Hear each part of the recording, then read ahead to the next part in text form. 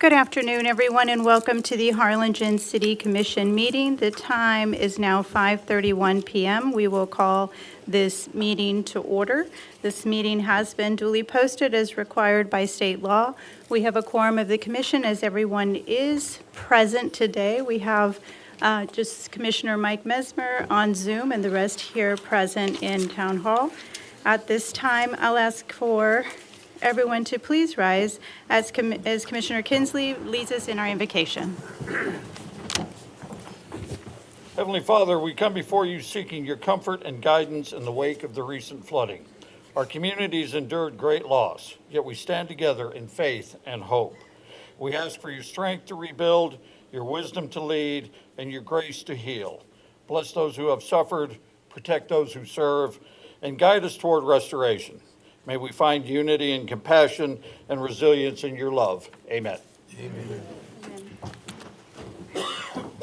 Pledge of Allegiance. I pledge allegiance to the flag of the United States of America and to the republic for which it stands, one nation, under God, indivisible, with liberty and justice for all.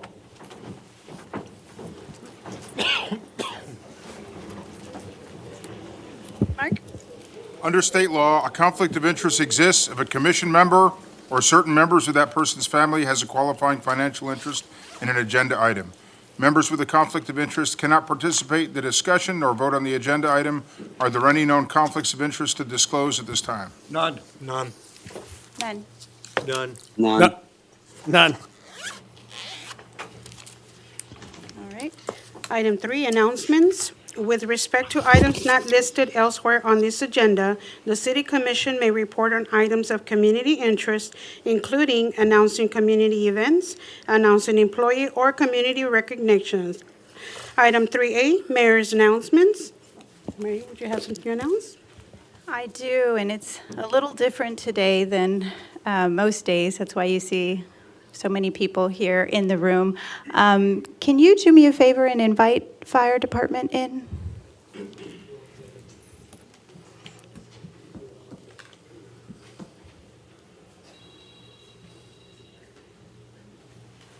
All right. Thank you.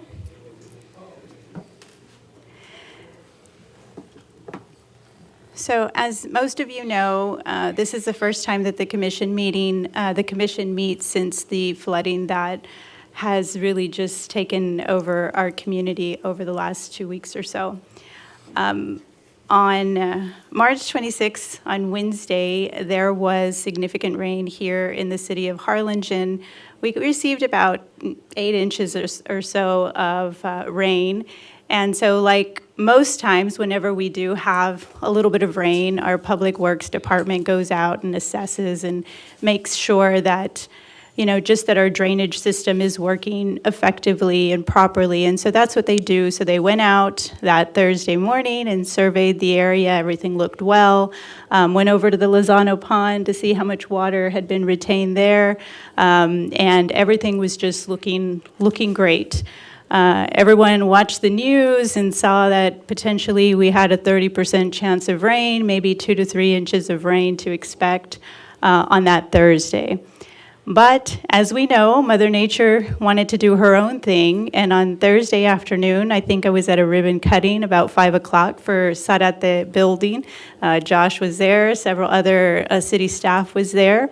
I had to take my shoes and throw them in the garbage when I got home because we were just stepping in puddles of water, and it was raining really hard. Everybody was trying to have a good time, but trying to understand why it was raining so hard when it wasn't expected.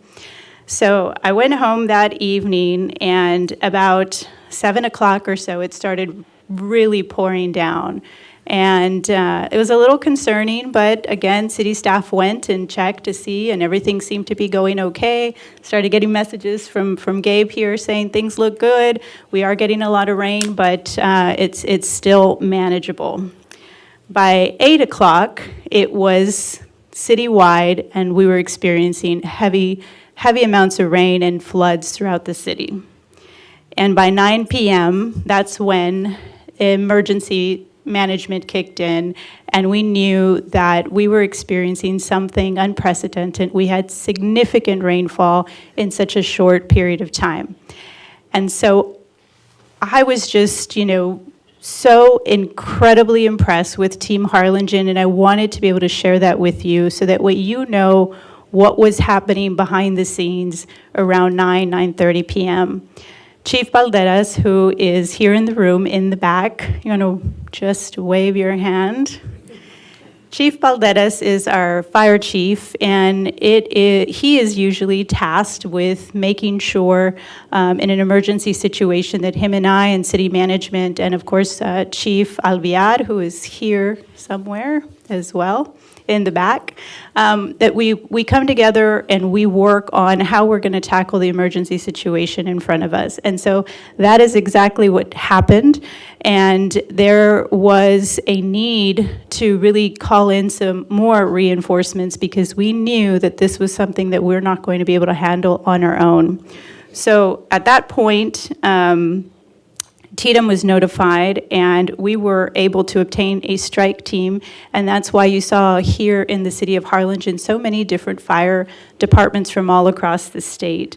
Some of those were Montgomery County, Harris County, Cypress Creek, Conroe, Galveston, Johnson, East Montgomery, New Waverly, and Walker County, all deployed here to the city of Harlingen because we got the brunt of the storm. We learned very quickly that we received, and anyone that was up watching the news saw that it was 16 inches, 18 inches, 20 inches, and then 22 inches of rain in such a short period of time right here in the city of Harlingen. We all prayed for water and prayed for rain because we're in a drought. Never did we expect to receive this response, but this is what we received. But nonetheless, Team Harlingen gathered, and I am just incredibly just in awe of the response that we had from our team. Our Public Works Department, they worked overnight. Is Chris here? Chris Torres? There he is in the back. Christopher Torres is, for those of you that don't know him, he's our Public Works Director. On Thursday, he worked his whole shift, just like he expected to be able to go home by 6 o'clock or so. They get there super early. These guys, they're there 6, 7 in the morning, ready to start their day along with all of the Public Works Department. Just to give you an idea of what happened Thursday, Chris worked throughout the night, as well as many others, Chief Balderas, Chief Alviar, Fire Department, Police Department, so many others. But Chris Torres also worked up until, I think I reached out to him at 7:30 in the morning because I had heard that he had not gone home.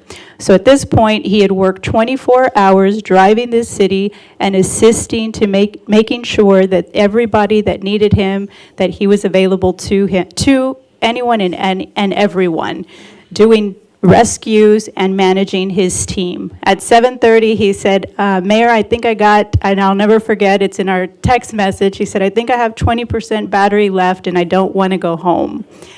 And I guess city manager said, you have to go home and go get some rest. And so that's what he did. But nonetheless, Ruth stepped in, who's our Assistant Director of Public Works, and she continued to lead the team. And Public Works worked, and these are the gentlemen that are here tonight. And I wanted them to be here because I wanted you to see their faces, know who they are, and know that they worked 24 hours a day until water had receded throughout the city. And there were so many homes that were just flooded with water. There was devastation throughout our community. And what our team did was prioritize all the resources and the equipment that we had to go into areas like in District 2. Commissioner Lopez has an area of our community that unfortunately got the brunt of the storm, I would say. And they ensured that public safety, public health is paramount, and they focused all of their energies at that point to get the water out of the homes and make sure that people were rescued and were taken to a shelter, which leads me to my next point in that we also have Javier Segura, who is here, General Manager of the Convention Center. And on Thursday, he reached out to me and said, I am opening my doors because I want to make sure that every single person that is rescued by all of the men and women that are here in this room tonight have a place to stay. He did that unsolicited. When Gabe and I were talking about opening a shelter, it just so happened, God works in mysterious ways, that I got a message from him, a text message, almost at the immediate time, saying, I'm here and I'm going to open my doors. He did that, and that gave an opportunity for anyone being rescued from the people that are here. And just so that you know, Border Patrol is here too, because we have an amazing partnership with Border Patrol. And I talked to Chief Chavez, and she said, absolutely, Harlingen is here. Harlingen Border Patrol is here to help. And they came out and helped rescues. It was Harlingen Border Patrol, Texas DPS, fire, police, and Public Works, all working together. And I am still getting the emails, the text messages, thanking the city of Harlingen and wanting to know the names of the men that helped pull people out of vehicles, out of their homes, and taking them to shelter. I can go on, and I don't want to, but it's just so much important information. I just want you to know that from the time on Thursday till Saturday morning at 6 a.m., when there were no more calls for service, the men and women that are in this room, and many countless others that couldn't be here right now, responded to rescues in an astonishing number of 1,041 rescues.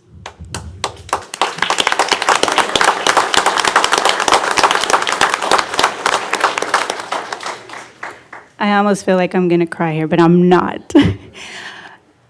Just think about that number, and just knowing how many potential deaths were prevented because they were rescued by each and every one of you that are here today. And I am eternally grateful to each and every one of you. Then came, how do we now transition and help the people that were displaced from their homes?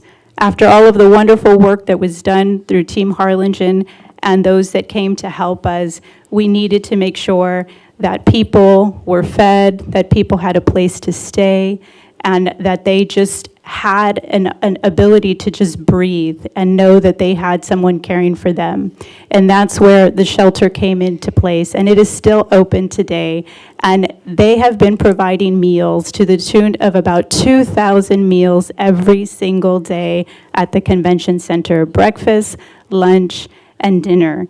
And that is because Sister Norma, who is here today, came to the convention center and knew that the city of Harlingen was suffering, that we needed help.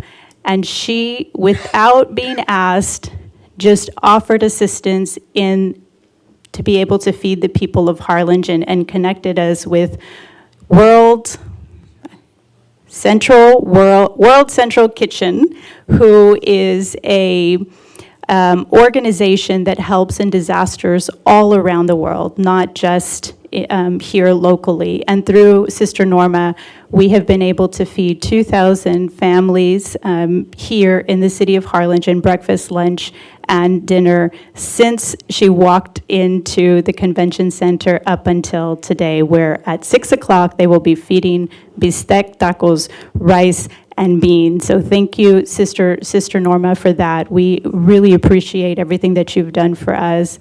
In addition to that, our friends from the Red Cross, and I know Kayla is here, and she has been instrumental. You and your team, everything that you have done. I know that you've been boots on the ground, not just here in the city of Harlingen, but in the surrounding communities also, providing meals, providing supplies, taking them to the people, and taking over the operations of the shelter, which was important because y'all are the experts.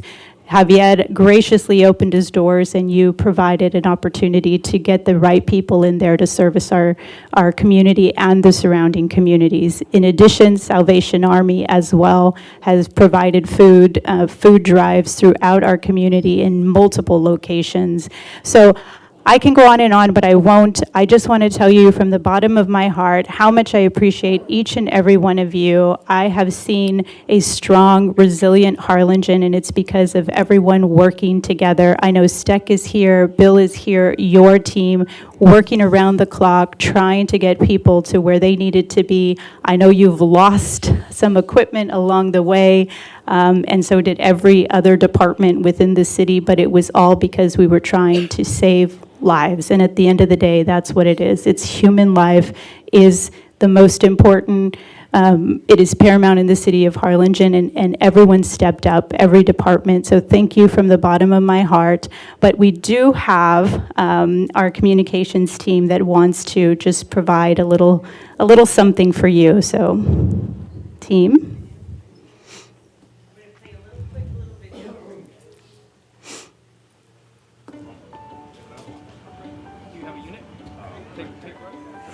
As of this morning, I've declared a state of disaster for the city of Harlingen. We've notified the governor's office, and we're working closely with state emergency management officials to bring in additional resources to our community. It wasn't something that was anticipated because we weren't really given any notice regarding heavy rains. It wasn't projected to really reach to the levels that we are seeing today or that we've seen over the last 24 hours. So immediately, human life is always going to be paramount. And so we started to mobilize last night to find out how we can lean our community partners to provide shelter to our community. Here you'll see the board. We have all our resources and our deployment action. The community here has been great. I know that there's some businesses that have donated meals, and so we really appreciate that. All I can address the community is to be patient. I know that you're probably waiting, and we're utilizing, like I said, all the resources that we have. We have been in constant communication and gathering information from the community. And so being able to lean on the community for them to be our eyes and ears in locations where we are not at, so that way we can get help to them, has been instrumental. Please, I plead with you, if you do not need to be out on the roads, stay home, shelter in place. Let's make the roads safe for our first responders to get to those that need us the most. Stay safe and be part of the solution with us so that way we can get through this together.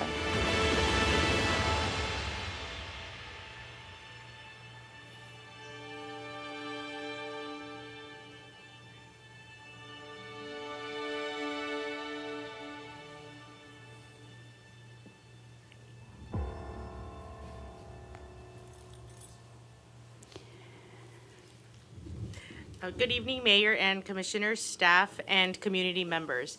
As the Mayor said, this is a united service and a team of Harlingen departments and entities from all over the state of Texas that came together to really show that every life is important, everybody's important in Harlingen during this time, and they came together to really help over 1,000 people, and that number is so staggering.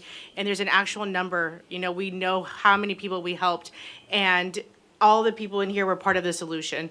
So if I could have a representative, or if everybody would like to come up here from the Public Works Department, the Public Buildings Department, South Texas Emergency Care Department, the Catholic Charities, Sister Norma, if you all would like to come, we have a small token of appreciation for you all. The Border Patrol of the Rio Grande Valley, the Red Cross, the Texas Department of Public Safety, and the Salvation Army, of course, the Harlingen Convention Center as well. Chief Alvear, Chief Balderas, and I know that the police dispatch, there were so many, people that were working that had to work shifts of 24 hours because nobody could come in, and they stayed working because they knew how important their job was to make sure all the people were safe in the community, and they knew that their job was imperative, and they did it. And so we were just so thankful, and we have so much gratitude in our hearts on behalf of the City Commission, City Administration, and staff as well. These are our coworkers, these are the sanitation guys. Everybody is like, these are my friends, these are our buddies, and they're out there, Of course, they also have families, and they put the community first. And so thank you all for putting the community first. And if you would like to step in front of here, the dais, we would love to give you all a little token of appreciation. So. Okay, don't be shy. Everybody, come on up. And if the commission will join, we'd like to take a photo with them, and the communications has a gift A for them. small little token of appreciation for you all.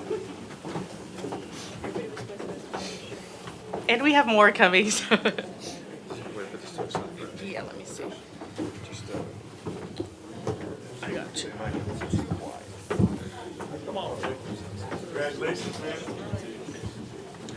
Can I break? Please. Maybe a little bit closer, tighter. You can back. Okay, here, let me. No?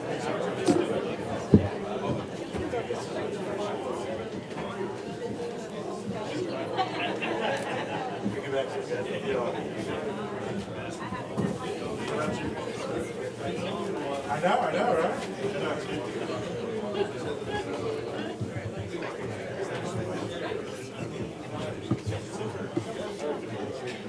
Sorry, Robert.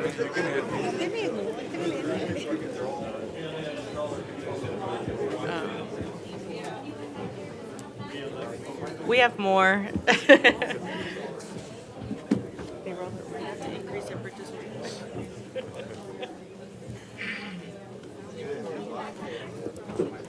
All right.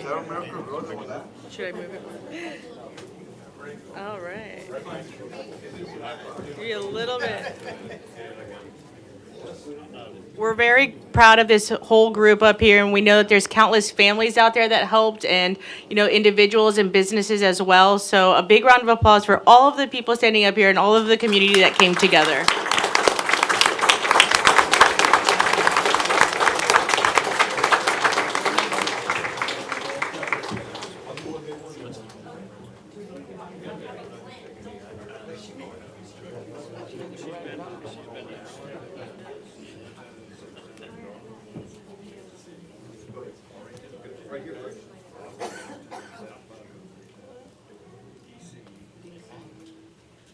Do one just wide, then we take in sections. So here, ready, and in 3, 2, 1. 3, 2, 1. And 2, 1. Stay right there.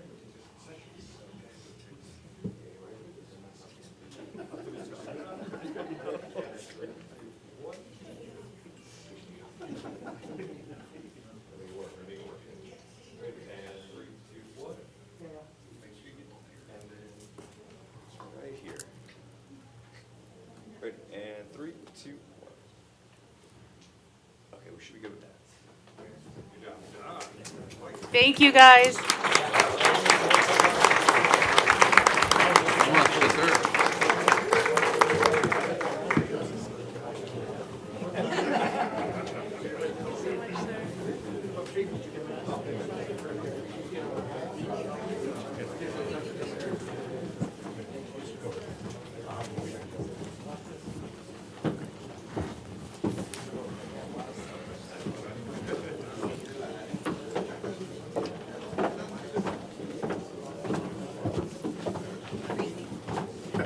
Perfect. No, it is, right, it's absolutely It's perfect. perfect. I don't know about perfect. Thank you.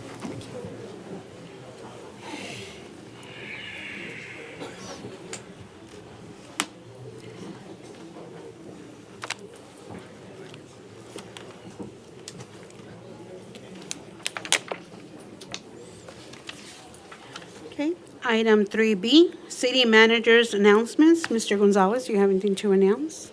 Yes, first of all, I'd like to announce that Danny Diaz has been promoted to Parks Director. I saw Danny, where is he? Back. He's back there somewhere. Danny, wave your hand.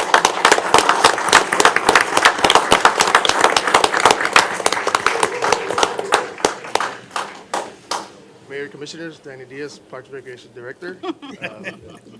Thank you for the opportunity. Super excited and ready to get to work. Excellent. Thank you, Danny.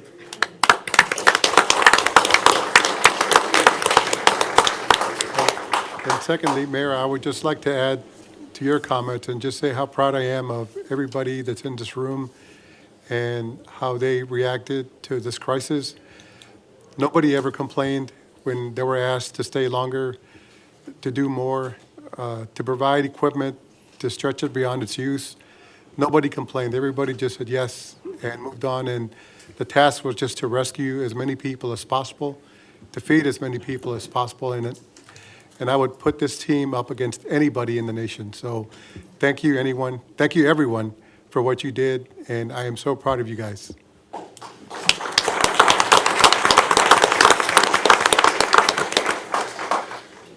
Item 3C, City Commission member announcements. Commissioners, do you have anything to announce? Obviously, I echo everything that's already been said by the mayor and the city manager, but I want to get into something that Cassandra mentioned briefly at the close of her comments, and thank the folks that did what good citizens do. They helped out their neighbor. And it may have been something as simple as what was happening in my alley, which was trying to find everybody's trash cans that had floated away, or help somebody get their gate back on the track, or something like that. I mean, those folks won't get a bag, but everything that they did is just as important. And the folks that helped out people that they don't know, that's the big stuff as well. So, you know, God bless all of you. It's we don't need this. We've had enough 100-year, 500-year, 10,000-year rains. We don't need another one. But thank you. God bless all of you. I concur with everything they said. Thank you. I agree. Let's not forget the different churches that went out of their way to provide us with meals and services. The American Red Cross helped us out tremendously. Salvation Army, Javier Segura, the PD, Fire Department, Public Works, everybody. A special shout out to Constable Eddie Solis. I needed some help. He helped me, he came through. I still owe a company their pallet jacks. I should be able to return them tomorrow. I'm sorry, I've been a little busy, but we will get that straight. Thank you. Thank you. Yeah, and Mesmore would like to say something. Public Works and the city staff went way out of the way. And I'm saddened and sorry for those who have suffered physical damage and those who suffered anxiety and psychological damage. May God have mercy upon your souls. And for those who criticize Harlingen for doing nothing during the flood, you're wrong. And for any community just in Texas or the United States or in the world that gets 21 inches of rain in about 18 hours, every community will flood. We excelled in our response to the flood.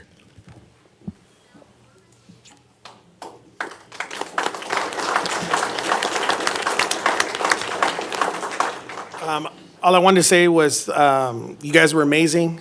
I want to say thank you, and each and every single one of you embodies what Harlingen Strong is all about. So thank you.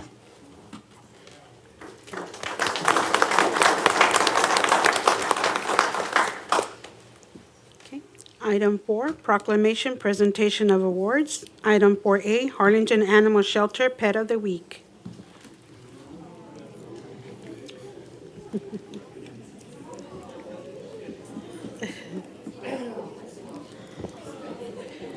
Good evening, Mayor, City Commission. Tonight we have Kaiser. He's a male shepherd mix. He's been at the shelter since March. He came in by himself, and he is there looking for his forever home, waiting very patiently. So anybody who's interested in Kaiser is welcome to go by the Harlingen Animal Shelter at 1106 Markowski. Or if they have questions about Kaiser or any of our other animals, they're welcome to call 216-5250. And then just to let everybody know as well, we will be out at Petco this Saturday with adoptions. And then we will be having another vaccine clinic on April 26th, and we'll be posting that information online soon. Awesome. Is Kaiser for foster or adoption? Right now, because Kaiser hasn't been there that long, he is up for foster. We want to make sure that he gets all of his vaccines before we actually put him up and have him adopted. Wonderful. So we want to make sure that he's fully vaccinated. Awesome. Thank you. Thank you so much. Thank you. Any potential foster parents?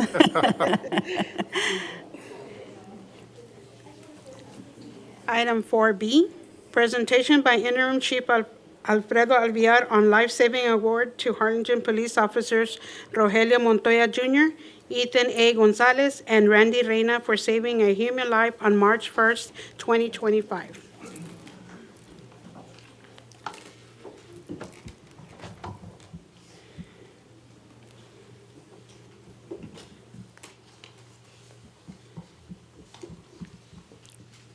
Good evening, Mayor, Commissioners, and everyone who is present here today. At approximately 10:58 a.m. on March 1st, 2025, Harlingen police officers Randy Reyna, Ethan Gonzalez, and Rogelio Montoya Jr. responded to a report of a male choking on food. The individual, who was unconscious at the time, was located in a vehicle on the frontage road. Upon their arrival, the officers began performing CPR, which successfully restored the male's ability to breathe on his own. Emergency medical technicians later arrived and transported him to the hospital, where he was admitted alive. It is an honor to gather here today to recognize and celebrate acts of extraordinary courage, quick thinking, and selflessness. Today, we are here to present the Life Saving Award, which acknowledges the exceptional efforts of those who, through their unwavering dedication and compassion, have gone above and beyond to protect and preserve lives. The recipients of this award have demonstrated what it truly means to serve and protect our community. Their actions embody the essence of what it means to be a hero, not for the recognition, but for the life they saved and the difference they made in a time of crisis. Let us take a moment to reflect on their incredible commitment and thank them for outstanding contributions. We are incredibly proud of their service and the impact they had on the lives of others.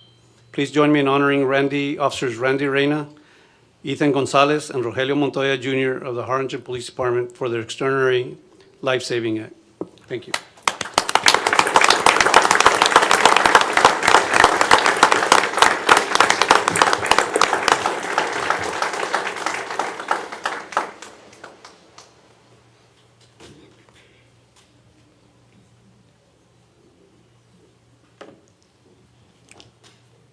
Oh, sorry.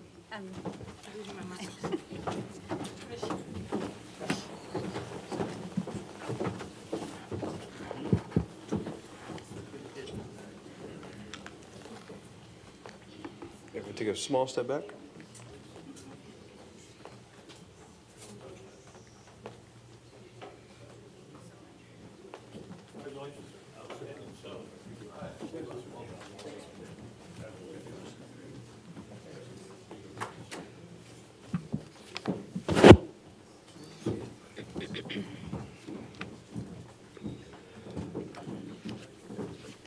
All right, we're going to be great. And in 3, 2, 1.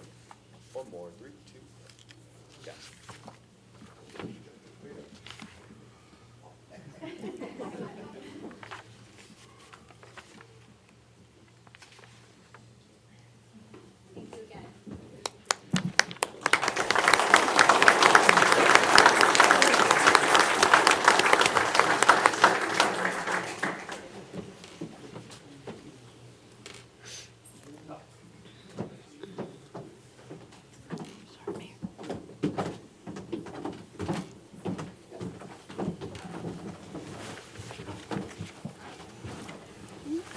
Next, we have item 4C, proclamation, Women in EMS of the South Texas Emergency Care Foundation, doing business as Harlingen Emergency Medical Service. Good evening, everyone. So our proclamation today will be to be recognizing the women of South Texas Emergency Care Foundation.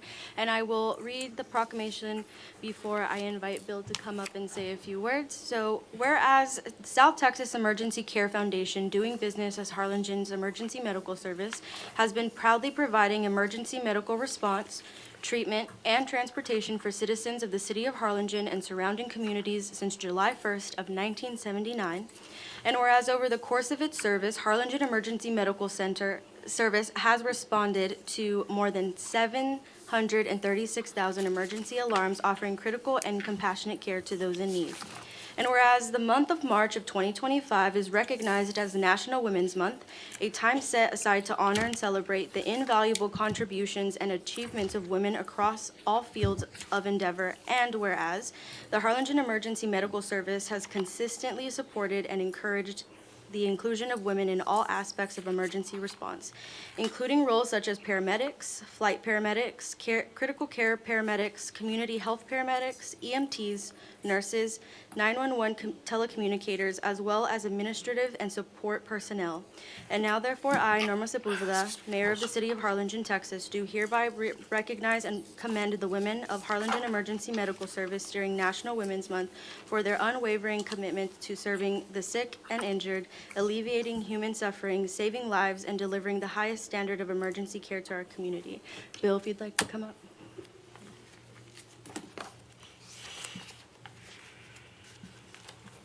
Thank you. Commissioners, Mayor, Counselor, and Melinda. When I began my career in EMS in 1970, it was, as well as when I was in the fire service, all of our departments were men. We did not have women in our public safety agencies. I hired one of the first ones in about 1979, 1980, and it was incredible the work they do. People think they're not able to lift heavy weights, they're not able to carry people downstairs, they're not able to crawl into cars that are turned upside down and rescue people. Couldn't be any further from the truth.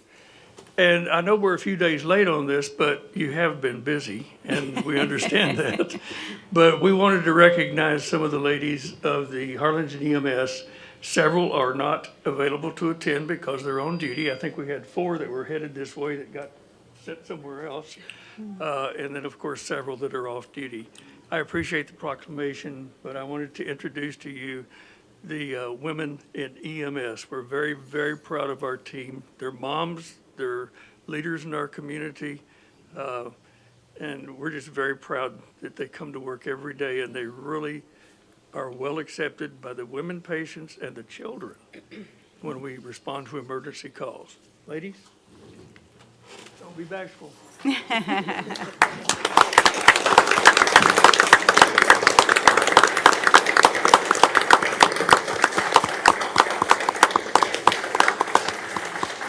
you, ma'am.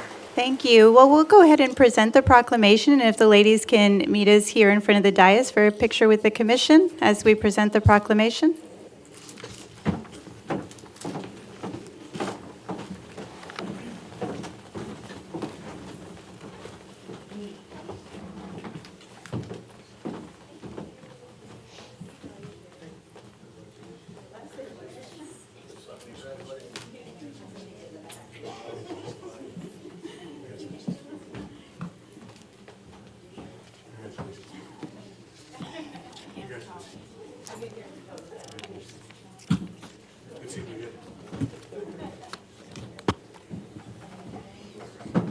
Shift like 3 steps this way.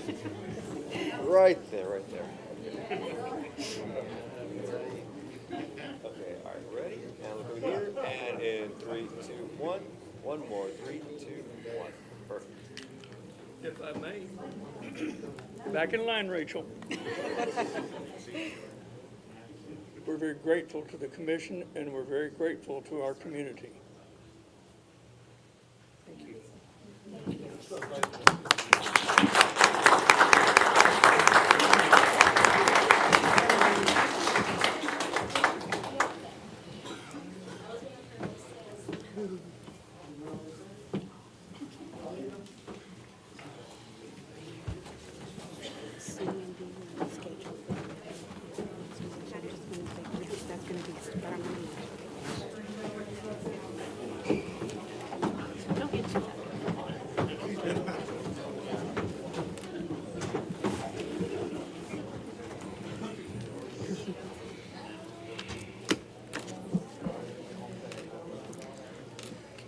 All right, moving on. Okay, Mayor, items D and E have been rescheduled for the meeting of the 16th, Mayor, so we'll move on to item 5, citizen communication.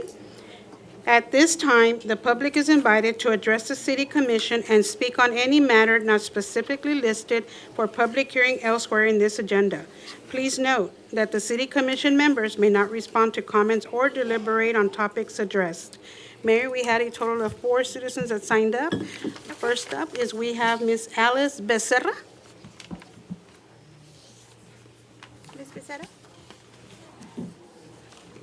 Hi, everyone. This is my first time speaking at a commissioners meeting, so thank you for your time today, Mayor, City Commissioners. My name's Alice. I'm a nurse practitioner. I live on White Oak Drive here in Harlingen, along with my husband and our 3 small boys. I'm here to talk to you today about the flooding and drainage concerns our neighbors and myself, my family, all have. I understand and realize, well, before I get into it, I also want to personally thank everybody in the room. Our community members, our public servants have been wonderful. I'm not here to disparage anyone. I'm here to just bring awareness to our street and the problems that we're suffering from. So thank you to everyone. I printed out a handout here for you all, just to go over the history of the neighborhood's flooding problems. And we have been in the home since 2016. We experienced our first flooding problem in 2018. I have some photos here for you. You can see that the water had risen up to halfway of our mailboxes. The entire street was flooded over. There were vehicles stranded in the street. At that time, the water did not enter the home, but it did flood the garage about 3 to 4 inches. So that was the extent of that. The following years, 2019, we had similar flooding issues. 2021, I also have documented some photos here in the handout. You can see the stranded vehicle in the middle of the street, as well as the empty lot next to our neighbor's house. That home is directly across from our home on White Oak. A couple more photos, a few more abandoned vehicles, and just the extent of that flooding is very severe. None of these rain events were associated with hurricanes. I just wanted to clarify. Then if you flip over to current 2025, last week, I have some photos here. The first photo is us driving into the neighborhood around 6 p.m. on that Thursday. All of the water from Morris Road was rushing onto White Oak. Just rapid water rushing. We had never witnessed that before in the 9 years that we had lived there. So immediately we had concerns that the street was going to flood. We didn't know or realize it would flood to the extent that it did. We had about 9-10 inches in the home. My 3 children slept on our king bed, surrounded in water. I get very emotional because to us, we love that home. We love our neighbors. We don't want to move. We just want this addressed. So I'm going to continue on over. A couple more photos I had measured here. This was immediately after the waters had receded, which took about a day. You can see 13 inches out on the exterior of the home, inside the home 11, including the garage. Some photos of vehicles stranded on the street. You can see fire department out there. They were walking in waist-high water. God bless them because, we couldn't leave the home. They instructed us, stay in the home. There's nowhere else for you guys to go. The streets are not safe. And so we did. We spent the night in a foot of water. We all huddled up on our king-size bed, including my 1-year-old baby boy. We did not sleep that night. I was so scared that the baby would roll off the bed and drown in the water. I was terrified. So a couple more photos here for you guys to review. Our kitchen with our kids' play set from the playroom floating in the home. You can see our oven flooded, the entire kitchen flooded. You see my 2 children here huddled up together, asleep on the bed.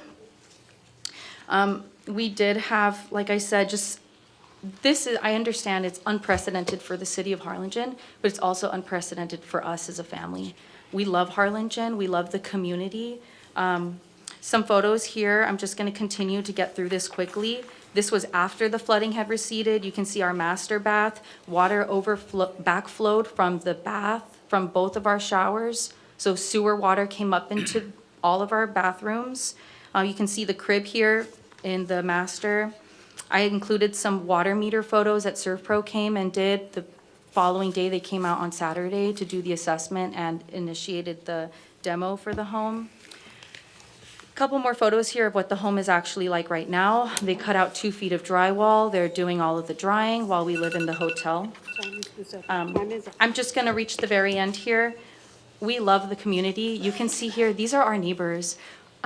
We've hosted annual Halloween socials for the last 3 years. I had my second son's baby shower with all the neighbors invited to the home. And this was us last week all gathering together at multiple homes. One home hosted hot dogs for the neighborhood, unsolicited. They did it out of the kindness of their own heart while they demoed their own home. And so I just wanted to speak today to, first of all, address the issues, to advocate for everyone on our street and the streets of Harlingen. I realize we're not the only community that has flooded. Multiple areas of Harlingen have suffered.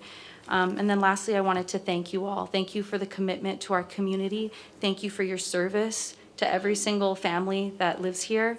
And just from the bottom of my heart, I thank you, and I just ask for your help. Help us fix these issues. Thank you for your time. Thank you, Ms. Becerra. Up next, we have Mr. Raymond Reyes. Mr. Reyes?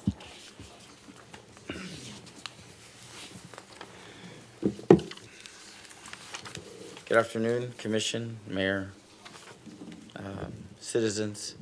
Raymond Reyes, 706 Nantucket Drive. So, yes, very tragic. Mother Nature does what she does. She reminds us who's actually in charge. It's certainly not us. So, digging right into it, because I got 3 minutes and I hopefully will beat the clock, but there's a lot of extensive things that I'd like to speak about very quickly. First off, it's good that I guess y'all got together with the EDC and are gonna do $3,000, but yeah, my building alone suffered way more damage along with a lot of other buildings.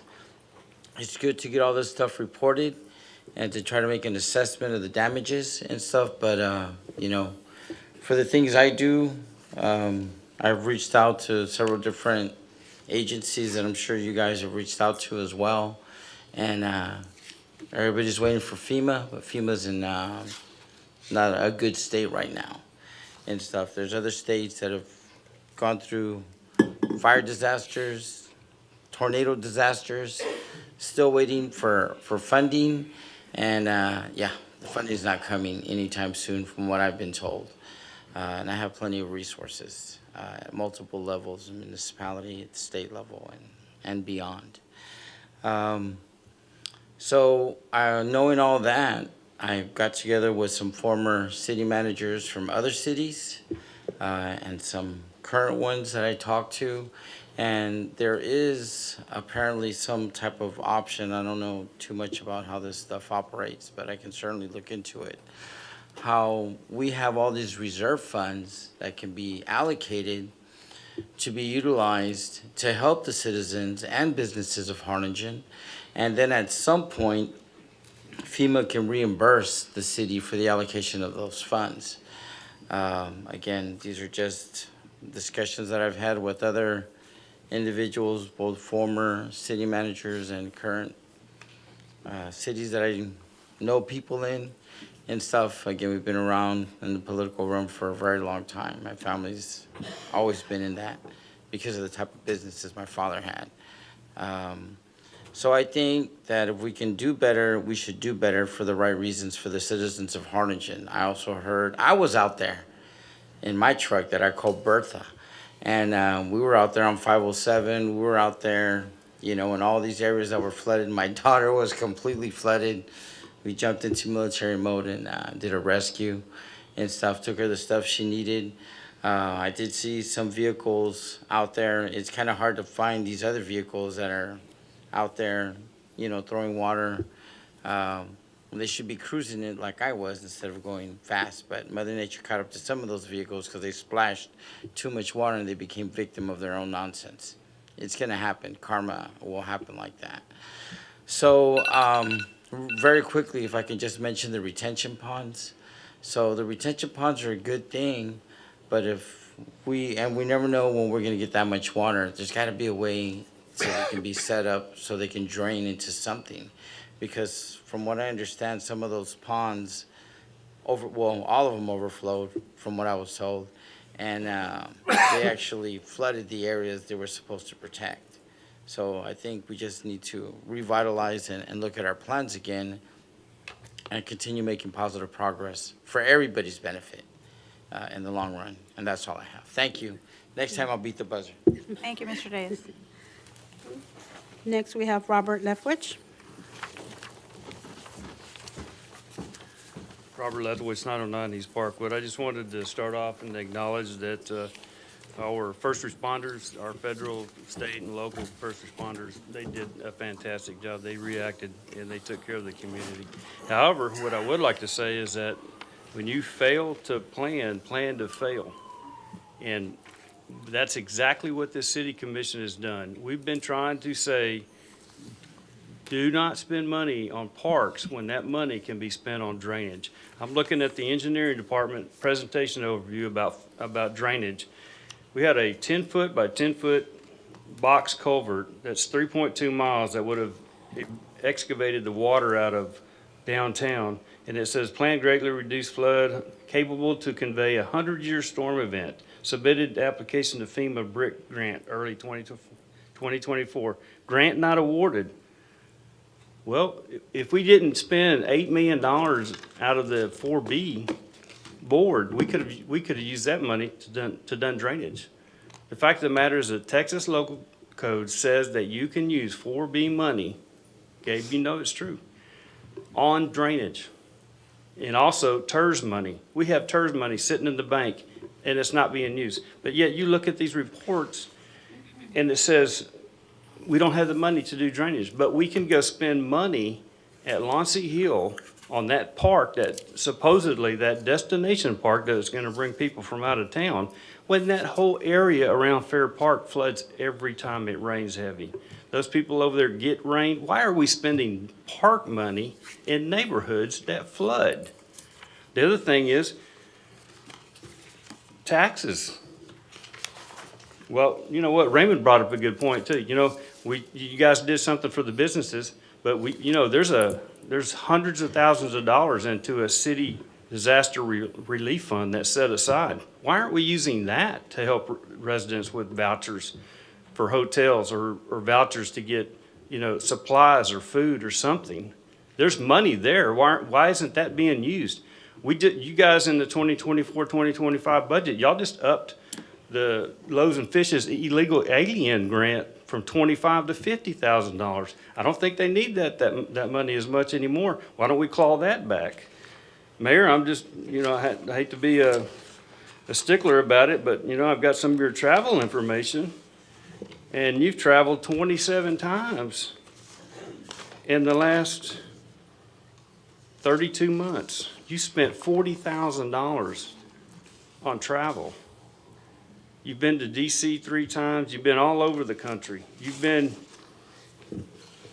spending $700, $800 a night in D.C.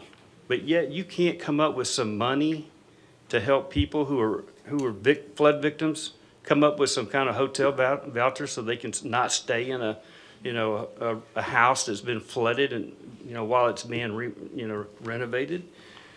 27 times. You've been to Allen, Texas once, San Antonio 6, Garland once, Kansas City once, Arlington, Virginia once, Austin 8 times, South Padre Island 3 times, Dallas once, Atlanta, Georgia once, D.C. 3 times, Corpus once. You spent $38,000 and you're spending $800 a night in D.C. One of the things that you did, you went to a D.C. conference All right, thank you, Mr. Leftwich. I'm the only one that can't say anything over the buzzer. Thank you.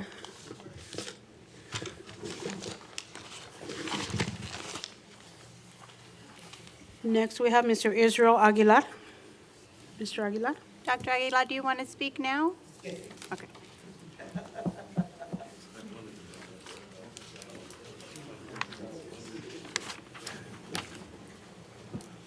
Oscar, your staff doesn't have to stay if they want, if they want to. Because they're enjoying it. Know that we love you. Thank you. Thank you. All right, good evening, Mayor Sepulveda and Commissioners Court. Israel Aguilar, 28136 Cook Lane, Harlingen, Texas.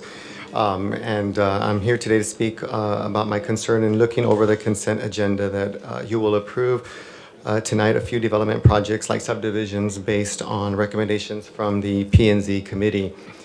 I saw on some of the notes that no one came forward and that so many notices were issued to the public about coming forward with any of their concerns or for the projects.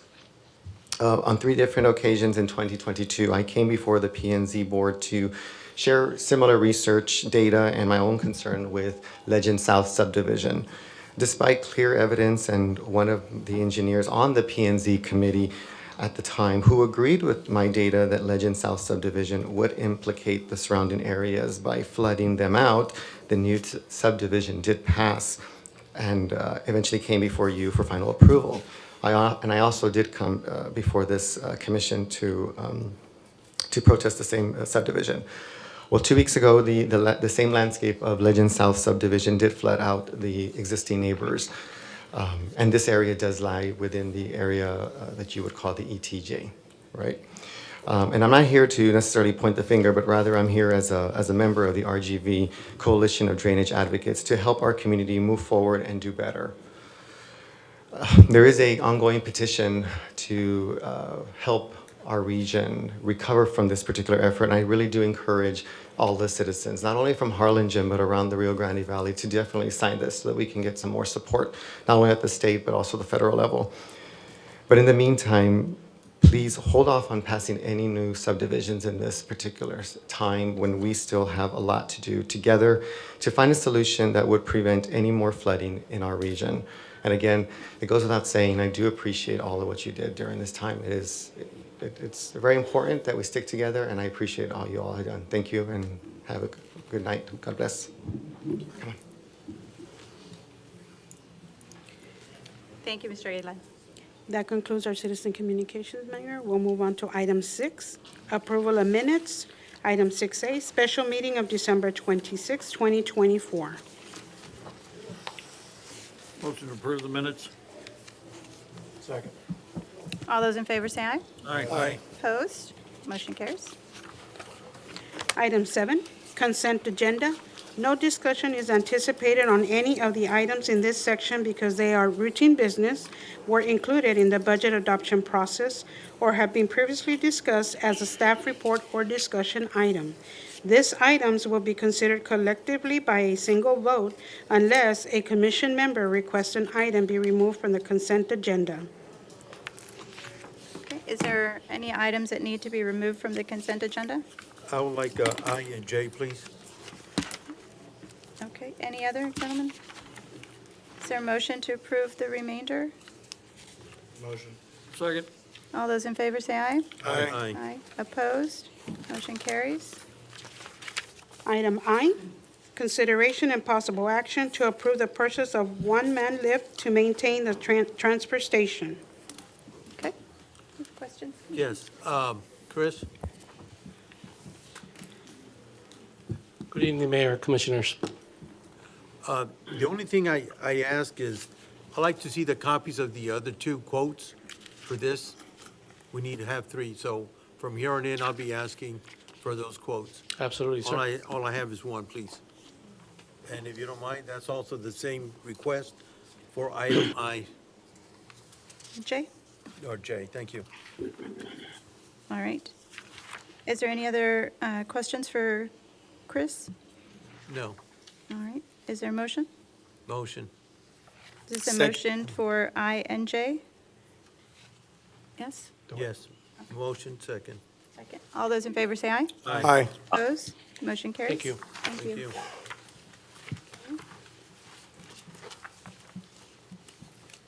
Item 8, staff reports and other discussion items. Items in this section are not expected to require action by the City Commission and are generally for information only. However, any item listed in this section may become an action item at a future meeting with the request of the mayor or after the request of any 2 commission members of the city or city manager. Item 8A, city manager's report. I don't have anything. None? Okay, sir. Item 8B, presentation by South Texas Emergency Care Staff on the quarterly report. Hello, everybody. Just wanted to go, we'll quickly go over some of the flood numbers that we all could see what we went through from on the EMS side. So I just put together this presentation for your review. So as a photo of Rio Hondo there, which was very difficult to get in and out, and we had many calls in the rural areas as well. So those were challenging. Rio Hondo, La Feria, and Santa Rosa were areas that were giving us a lot of issues. And fortunately, we had some assistance with the county. Cameron County EOS, Emergency Management, provided a lot of help in getting vehicles and patients to where we needed to be so we can rendezvous with some of these patients. One of the big issues that we came across was just getting to the hospital. So when we get the 911 call, particularly when the frontage roads were full, our turnaround sometimes we had to send trucks all the way to Highway 100 to turn around and come back around because the roads were just full. So there were just long transports, but the fact that just trying to get around, we had supervisors just running around trying to find the best alternate routes we could just to get to hospitals. So challenging enough, and you had a critical patient on board. It was a nightmare per se. So I'll go over numbers really real quick. So this is for the period of 27th, 28th, and 29th. Our flood times, I guess our total calls for that period were 323 calls. We had 235 emergencies. We also had non-emergencies. So understand, we still had patients in the hospital that needed to get out. So hospitals needs to clear out those beds to see the patients that we're bringing in. So we're actively moving patients out of hospitals to nursing homes and areas that weren't impacted by some of the flooding. And so for that period of time, we continued with the emergency calls as well as the non-emergency calls. We did have many calls for just wellness checks. We probably had 30 people calling just asking, can you just come check my blood pressure kind of thing? And it was like, well, we'll get there, but we have emergencies that we have to go to. So it was a little stressful. Majority of the calls that we received for the wellness checks were just people, when we got there, there was really, well, I just really need you to get me out of here kind of thing. So it was more of a water rescue type of thing. So in that period, of course, we ran into very high waters, and our units are on the taller side. Some of them are a little taller than others, but regardless, the amount of water that we received did damage some of our units. Typically, we do have 17 ambulances that we have in the fleet, 12 are MICU, 5 are BLS. We do have 6 supervisor response vehicles. Our supervisor response vehicles have everything on board, so we can do everything from cardiac arrest, administering medications, ultrasound. We have ventilators and all that on that. So really, we can call it an ambulance. We just can't transport in that. And of course, we also have a fleet repair vehicle that we send out mobile so they can help us out whenever we need repairs in the road. So let me tell you about the damages. One ambulance was total loss, so we encountered a crew that actually had to abandon the ambulance because the waters got too high, and we had substantial water damage to the electrical components of the ambulance, so we did have one loss. 2 ambulances will require engine replacement, so basically there was enough water that came in the engines that they'll need new engines. These engines, of course, aren't cheap either, so they cost some money, and everything we have nowadays is back ordered, so we're waiting for parts and all that to come in. So just kind of, it makes the situation worse when you have parts back ordered or motors back ordered. We had one supervisor that sustained some water damage, but it was repairable, and we got that ambulance out. And we also had 2 ambulances that also sustained some water damage, but there were also the 4 dealerships. Sames was able to get those up and running. So it really took us out of a crisis. We still have, the 3 ambulances that we have to contend with that are out of service, but the other 2 were able to get back in service. One of them we're still waiting on some parts, but they feel that they could get that up and running here in the next day or so. And then, of course, we have one ambulance that's being remounted right now. That's been in the remount for a couple of months already, so that hopefully that should be out in a month or so. And having that back in will be a great asset to us. I do want to thank the Emergency Medical Task Force. As you know, we are part of EMTF statewide. So when we go to Harvey and all these other hurricanes, we go and help and kind of do the same things that the crews come in and help us out here. So Cameron County did request an ambulance strike team. As you saw the fire trucks, now you're also seeing some ambulances coming into our area. We did position those throughout the county and Willacy County as well. Of course, Harlingen was hit a little harder, so we did have ambulances deployed to La Feria, Rio Hondo, and the San Benito area as well as Harlingen. We did have one ambulance that initially came in, and if you were at the convention center, you would see that big ambulance bus that was out there. We did utilize the strike teams really to help cover that shelter. That way we can keep our trucks on the emergency side, and then we keep an ambulance, and currently have one ambulance at the convention center, just making sure nobody gets hurt, and if anybody's sick or gets sick, we have a team that's there that can take care of them. But along with the deployment of the ambulance, we also had 5 ambulances. Mist is a medical incident strike team leader. They basically come in and coordinate with the EOCs and what have you. And then an ambulance strike team leader, he's the guy in charge of all the ambulances, or the gal that's in charge of all the ambulances. And of course, they also assigned some high water vehicles for our EMTF team as well as for us through the EMTF and TDEM. And then we assisted, particularly on the county side, how getting folks out of the homes and what have you. So we currently have 5 ambulances still in Cameron County. We're probably looking at deploying or demobilizing that team probably this week sometime. And again, we continue to support the shelters here in the city. And really, that's kind of, I wanted to keep it quick because I know you guys got a long agenda there. So I appreciate it. Anybody have any questions or anything? Yes, sir. How long does it take for you all to replace an ambulance? Well, you know, if you order an ambulance, if you were to give me cash right now and I were to order an ambulance, it would probably take us 6 to 8 months. There's some folks that are waiting about a year sometimes. Just depends on the return on that. But yeah, there's usually a long time. And being that we may be in a situation where remounting may be a little faster, so instead of ordering a new one, we'll just order a chassis and remount it. That might be a little faster, and that's our plans right now. So, Thank you. thank you, sir. I don't have any questions. I just want to commend you, and you're always so professional and responsive. I know we keep in contact, and I know it's hard work that y'all do, you and your team, but being able to manage through this flood and still doing the work that you do. So I just want to tell you how much we all appreciate you. Thank you. Thank you for your support. Thank you. We'll move on to item 9, public hearings. At this time, the mayor will invite members of the public who have filled out the public hearing and the citizen communication form to address each item listed in this section. Please limit your comments to the topic of that public hearing. If more than one public hearing is being held, you will be allowed to speak during each topic, provided you have filled out the public hearing and citizen communication form for the appropriate topic.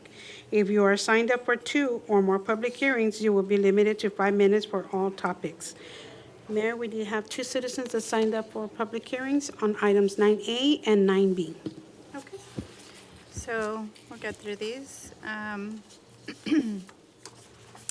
Item 9A is public hearing for a special use permit to allow a civic lodge in a multi-family district located at 2006 Wayland Road, bearing a legal description of 2.5420 acres and 0.62 acres out of the south 5-acre of Lot 14, Block 147, San Benito Land and Water Company subdivision. And this applicant is Christine Blouch and Rene Capistran, care of the Veterans of Foreign Wars Post 2410. This time we will open the public hearing on this item, and we do have a Ms. Melanie Dimas here. You can approach. I talked at the zoning also. I own the property. I wrote a little Yes, ma'am. summary. Yes, pretty much the same thing. I own 2 parts of it. We've lived there since the 70s.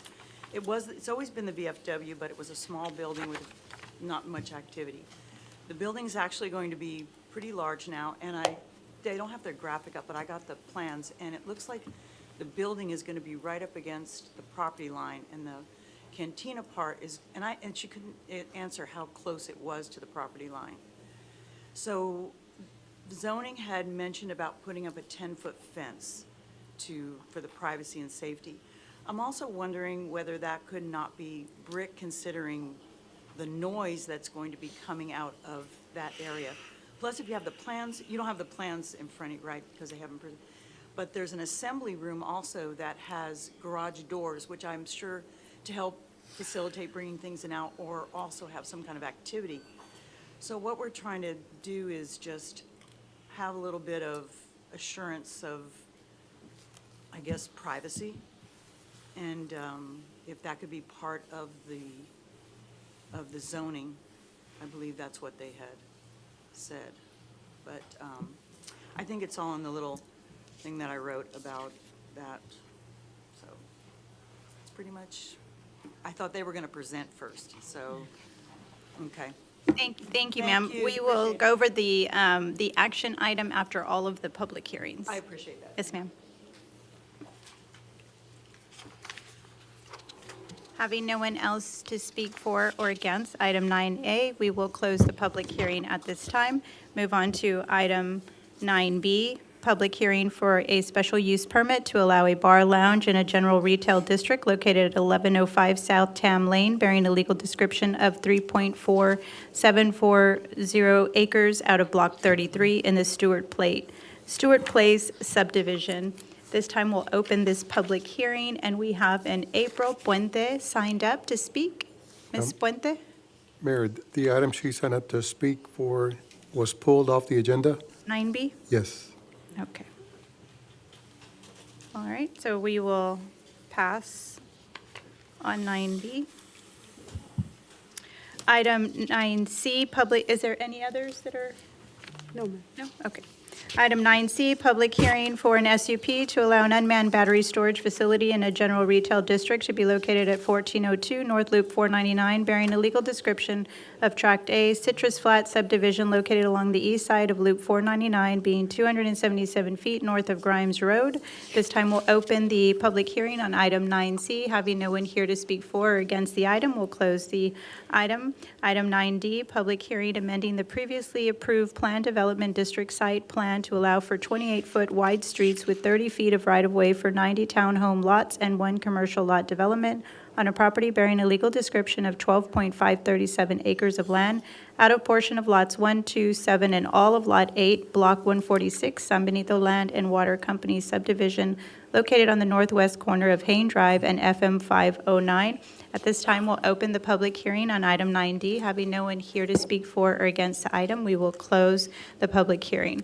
Item 9E, public hearing for a rezoning request from residential single-family district to a planned development district to allow internal roads to have 50 feet ROW and for 64 patio home style single-family residential lots be less than the required 6,000 square feet for a property bearing a legal description of 9.815 acres out of Lot 17, Cunningham subdivision located on the south side of Primera Road and southbound frontage road Expressway 77. At this time, we'll open the public hearing on item 9E. Having no one here to speak for or against the item, we will close the public hearing.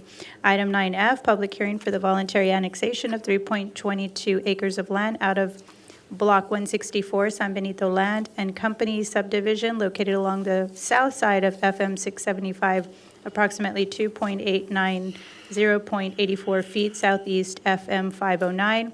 This time we'll open the public hearing on item 9F. Having no one here to speak for or against the item, we will close the public hearing. Moving on, Melinda. Item 10, action items. City Commission will discuss, consider, and take any action deemed necessary on items listed in this section, including the adoption of a resolution or an ordinance. Item 10A, consideration and possible action to adopt an ordinance on first reading for a special use permit to allow a civic lodge in a multifamily district located at 2006 Wayland Road, bearing a legal description of 2.5420 acres and 0.62 acres out of the south 5 acres of Lot 14, Block 147, San Benito Land and Water Company subdivision. Applicant Christine Blouch and Rini Capistran, Planning and Development. Mark, if you could read the caption.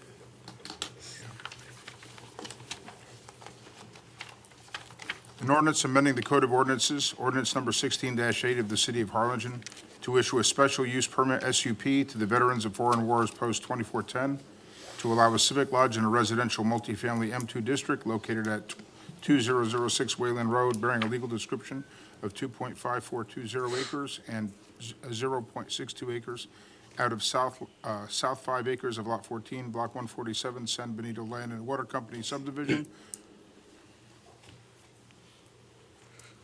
Good evening, Mayor and Commissioners. So the request is for a Civic Lodge, the VFW, at this property located here. Being it is in a multifamily zoning, it does require special use permits. The Veterans of Foreign War Post 2410 are requesting the special use permit. Here is a street view of their current facility. Based on the site plan that they did provide and the floor plan, they are proposing a 10,700 square foot facility. Here is a site plan. Here's where they're proposing the new VFW be built. So they will be demolishing the current building and rebuilding a completely new building with all of the surrounding is parking. Based on what they provided, they will be required 107 parking spaces, and they are providing 108 parking spaces. Their hours of operation are going to be from Sunday to Saturday, 12 p.m. to 12 a.m. Surrounding properties, as you can see, are zoned residential multifamily to the north, south, east, and west, and there are some general retail to the northwest. We've got the early collegiate high school to the northwest and vacant farmland. There is a residence right here adjacent to the property. Here is the floor plan that was submitted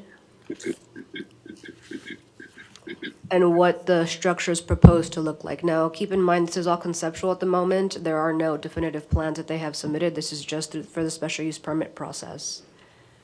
Here are some renderings that were provided by Noble Builders.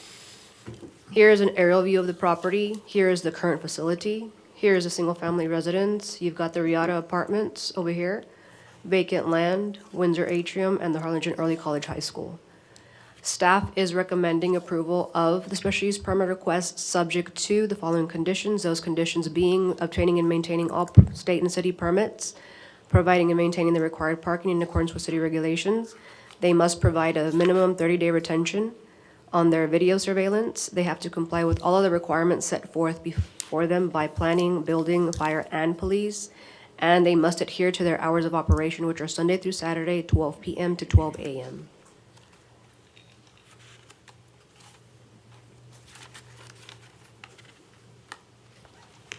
Are there any questions for Sol? Yeah, Mesmer has a few questions. So they will first demolish their existing structure, Correct, yes, sir. and they're going to build 10,700 square feet. That is what they are proposing. Now, what I did fail to mention is that the Planning and Zoning Commission did approve this with the condition that they do have a 10-foot fence as a buffer between that single-family residence and their new facility. Okay, and then will their building or any of their parking spaces be in right of way? No, they will not. Everything will be out of the right-of-way. Okay, and so on this recommendation, the 10-foot fence is not there. How can you make this? So currently, they do have a condition? fence of 6 feet. Due to the opposition that we received at the meeting, as you did hear during the public hearing portion, Planning and Zoning felt that as a way to mitigate the concerns, a 10-foot buffer would help. Now, you can, as commission, add more conditions if you feel it's necessary. Do you feel that there are any more conditions necessary? At this point in time, no. So there, aside from the 10-foot added fence, they also have a 10-foot setback that they have to adhere to. So that's another added buffer between the single-family residence and the actual building itself. Now, given the presentation from Ms. Blouch at the Planning and Zoning Commission meeting, part of that facility will be used for veteran services from 8 to 5, so they will have an office setting. Okay, currently, do they have live music? And in the future, are they planning on live music? They currently do have live music. I think mainly it's Fridays and Saturdays, and I think they plan to stick to that. Now, if the concern is if they're going to go past midnight, They cannot go past midnight. If they do ever plan to go past midnight, if we ever get reports that they go past midnight, they will have to amend their SUP. Thank you. You answered my question with the setback. I don't know. Is there any other questions? Motion to approve. Second. Okay, all those in favor say aye. Aye. Aye. Opposed? Motion carries.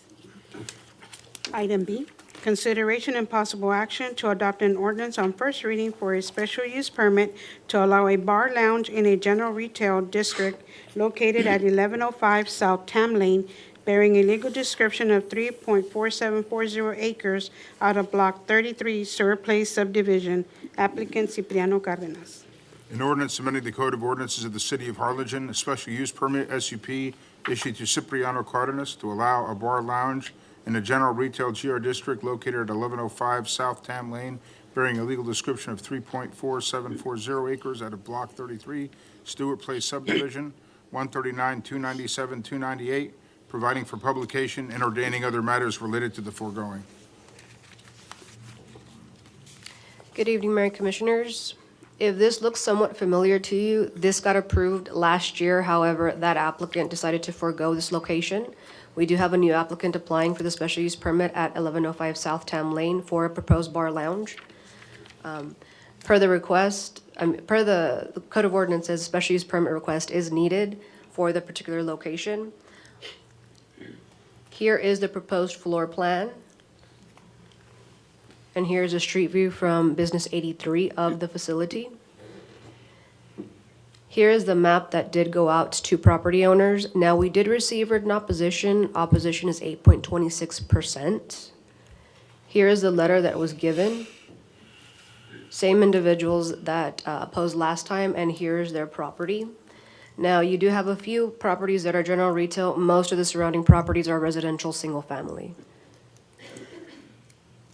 Here is the calculations for the opposition, again, 8.26%. Staff is recommending approval of the special use permit request subject to the following. They must obtain and maintain all proper state and city permits. They must provide video surveillance with a minimum 30-day retention. They must comply with all the requirements administered by all of the departments that will review this.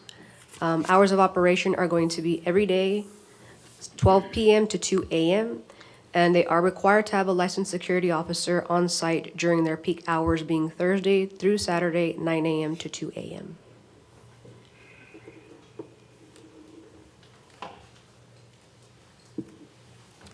What was the percentage of people that oppose this? 8%. 8.26%. Was that on the original or this time? This time. It was the same amount last time, you said. Correct. It's the same property that opposed. So it's one large tract of land, which gives us 8.26%. Motion approved. Second. All those in favor say aye. Aye. Opposed? Opposed. Motion carries. Item 10C, consideration and possible action to adopt an ordinance on first reading for a special use permit to allow an unmanned battery storage facility in a general retail district to be located at 1402 North Loop 499, bearing a legal description of Tract A, Citrus Flats subdivision located along the east side of Loop 499, being 277 feet north of Grimes Road. Applicant Sidney Harness, Planning and Development. An ordinance amending the Code of Ordinances, ordinance number 16-8 of the City of Harlingen, to issue a special use permit, SUP, to allow an unmanned battery storage facility in a general retail GR district located at 1402 North Loop 499, bearing a legal description of Tract A, Citrus Flats subdivision, located along the east side of Loop 499, being 277 feet north of Grimes Road. Applicant Sidney Harness. Good evening, Mayor Commissioners. This request for a special use permit is for an unmanned battery storage facility to be located at 1402 North Loop 499. Here's the subject property. It's approximately 6.27 acres of the Citrus Flats subdivision, Tract A. So it's proposed for a 100 megawatt 2-hour battery storage facility. The applicant has provided a rendering, which is in your packet, of what they're proposing. This facility is currently under construction. It did have a special use permit, however, by ordinance, when a property is sold, either that company that is purchasing it or individual must have the special use permit under their name. Here is the street view from the loop. We've got vehicles mobilizing. Here's a site plan that was provided by the applicant. Another rendering. So the Planning and Zoning Commission and City Commission has approved various projects throughout the city, the first one being on Tucker. There's a second one coming in on Lincoln. There's another one on East Harrison currently in construction, and this facility, and there's also a fifth one on East Memphis that is in review right now.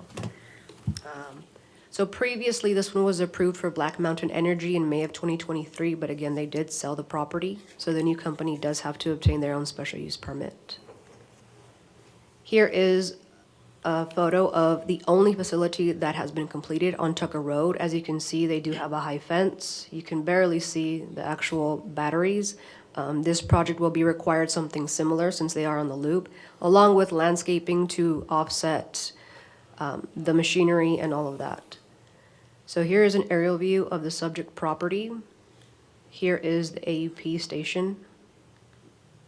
Staff is recommending approval of the special use permit request, subject to the company complying with all of the ordinances and regulations set forth by planning, fire, building, engineering. They need to install and maintain an 8-foot solid wall along Loop 499 boundary with landscaping and an irrigation system between the wall and the pavement, and the fire chief must approve this project prior to the final issuance of the certificate of occupancy and the building permit being issued. Okay, so whereas this is just property changing from one owner to another, everything else remains the same. I'll make a motion to approve. Okay, before the motion, I do have a question. Is the person here or the? Yes, ma'am, they are here. Can I, where are they? Right there. There you go. Hi, I just some questions regarding, I think since the last time this was approved, I've done a little bit of research, and some of the concerns that I had were that these battery storages facilities take away from the grid power. Can you elaborate a little bit on that? Yeah, so, and I had spoke briefly with Beverly at the EDC. She had mentioned this concern from, I don't understand the full concerns you all are facing regarding from a distribution level, but this will be a transmission level asset. So we will, we work closely with the utility. We work closely with ERCOT, which is kind of oversees the process. We will have an agreement in place. And then during operations, we do charge the battery from the grid at low demand times. So when there's not necessarily as much need for electricity, and then we actually contribute to the grid with grid stabilization through at high demand times. We will discharge the battery, so it'll actually contribute to the community. And we don't have any form of contract with anyone, so it goes directly into the local grid. So if needed, that would service the community? Because it was my understanding that it would be sold to wherever throughout the state. So it depends on companies' business models. So for East Point, the owner of Citrus Flats Energy Center LLC, we are what we call a merchant battery operator.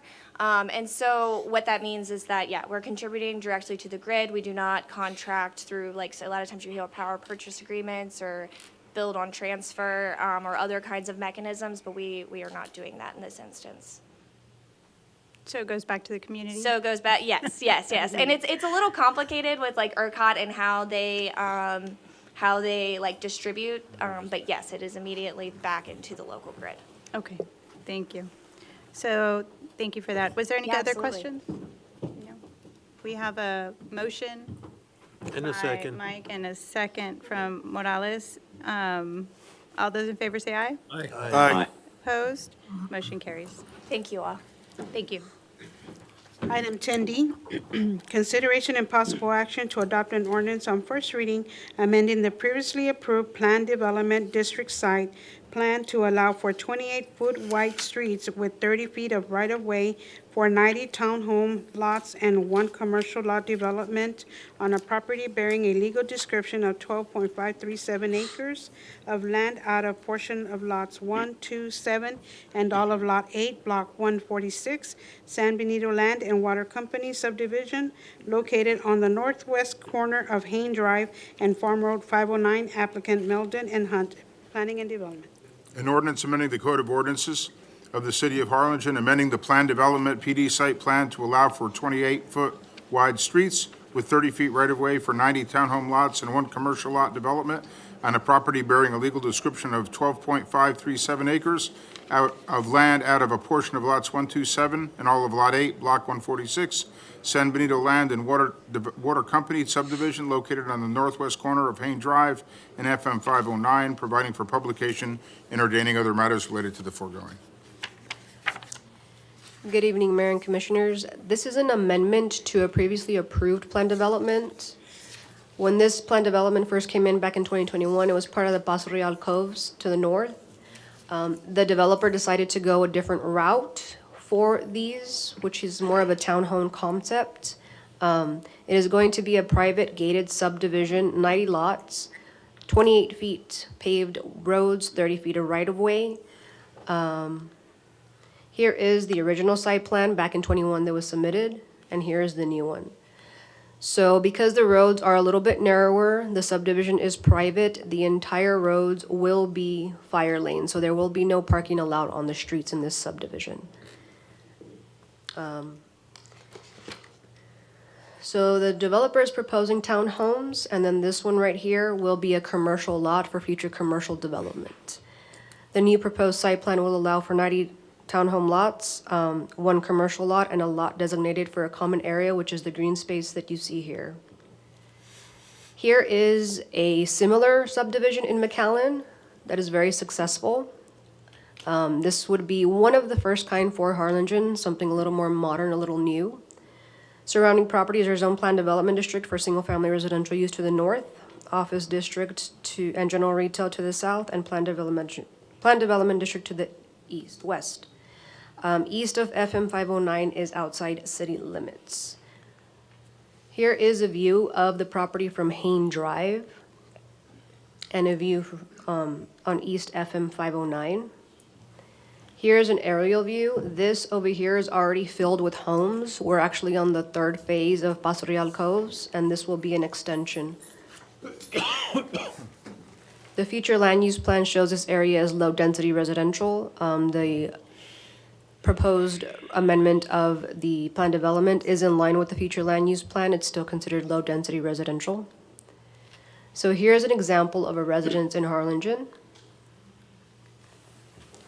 And staff is recommending approval of this plan development request, subject to them complying with all of the applicable building codes and regulations. No on-street parking will be permitted on either side of the interior streets, and they must comply with all drainage requirements and all applicable requirements from the engineering department.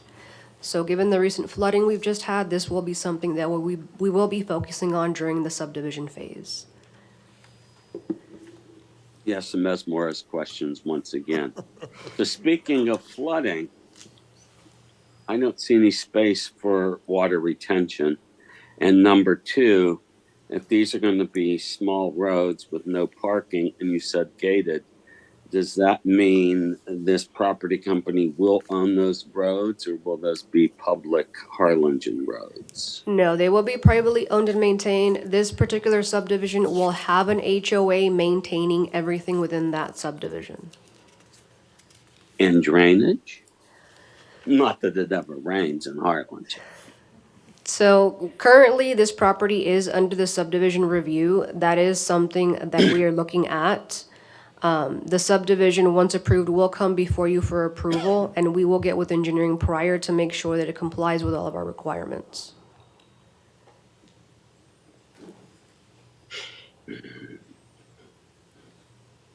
I think it looks good. I like the idea of providing more opportunities, but I'm concerned, just like everyone else, I'm sure, here on the commission, of the drainage, making sure that it meets our expectations when it comes to drainage, and I didn't see anything else either, but So this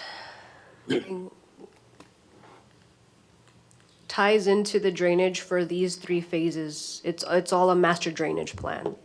However, we can get with engineering just to make sure that they touch on everything they need to, and if extra drainage is needed, that can definitely be added. They tie right into a drainage ditch on the west side, right? That's what you're saying? Correct. So it's gonna be like every other, like the rest of those others that went up, the 3 different Paso Real. Yes.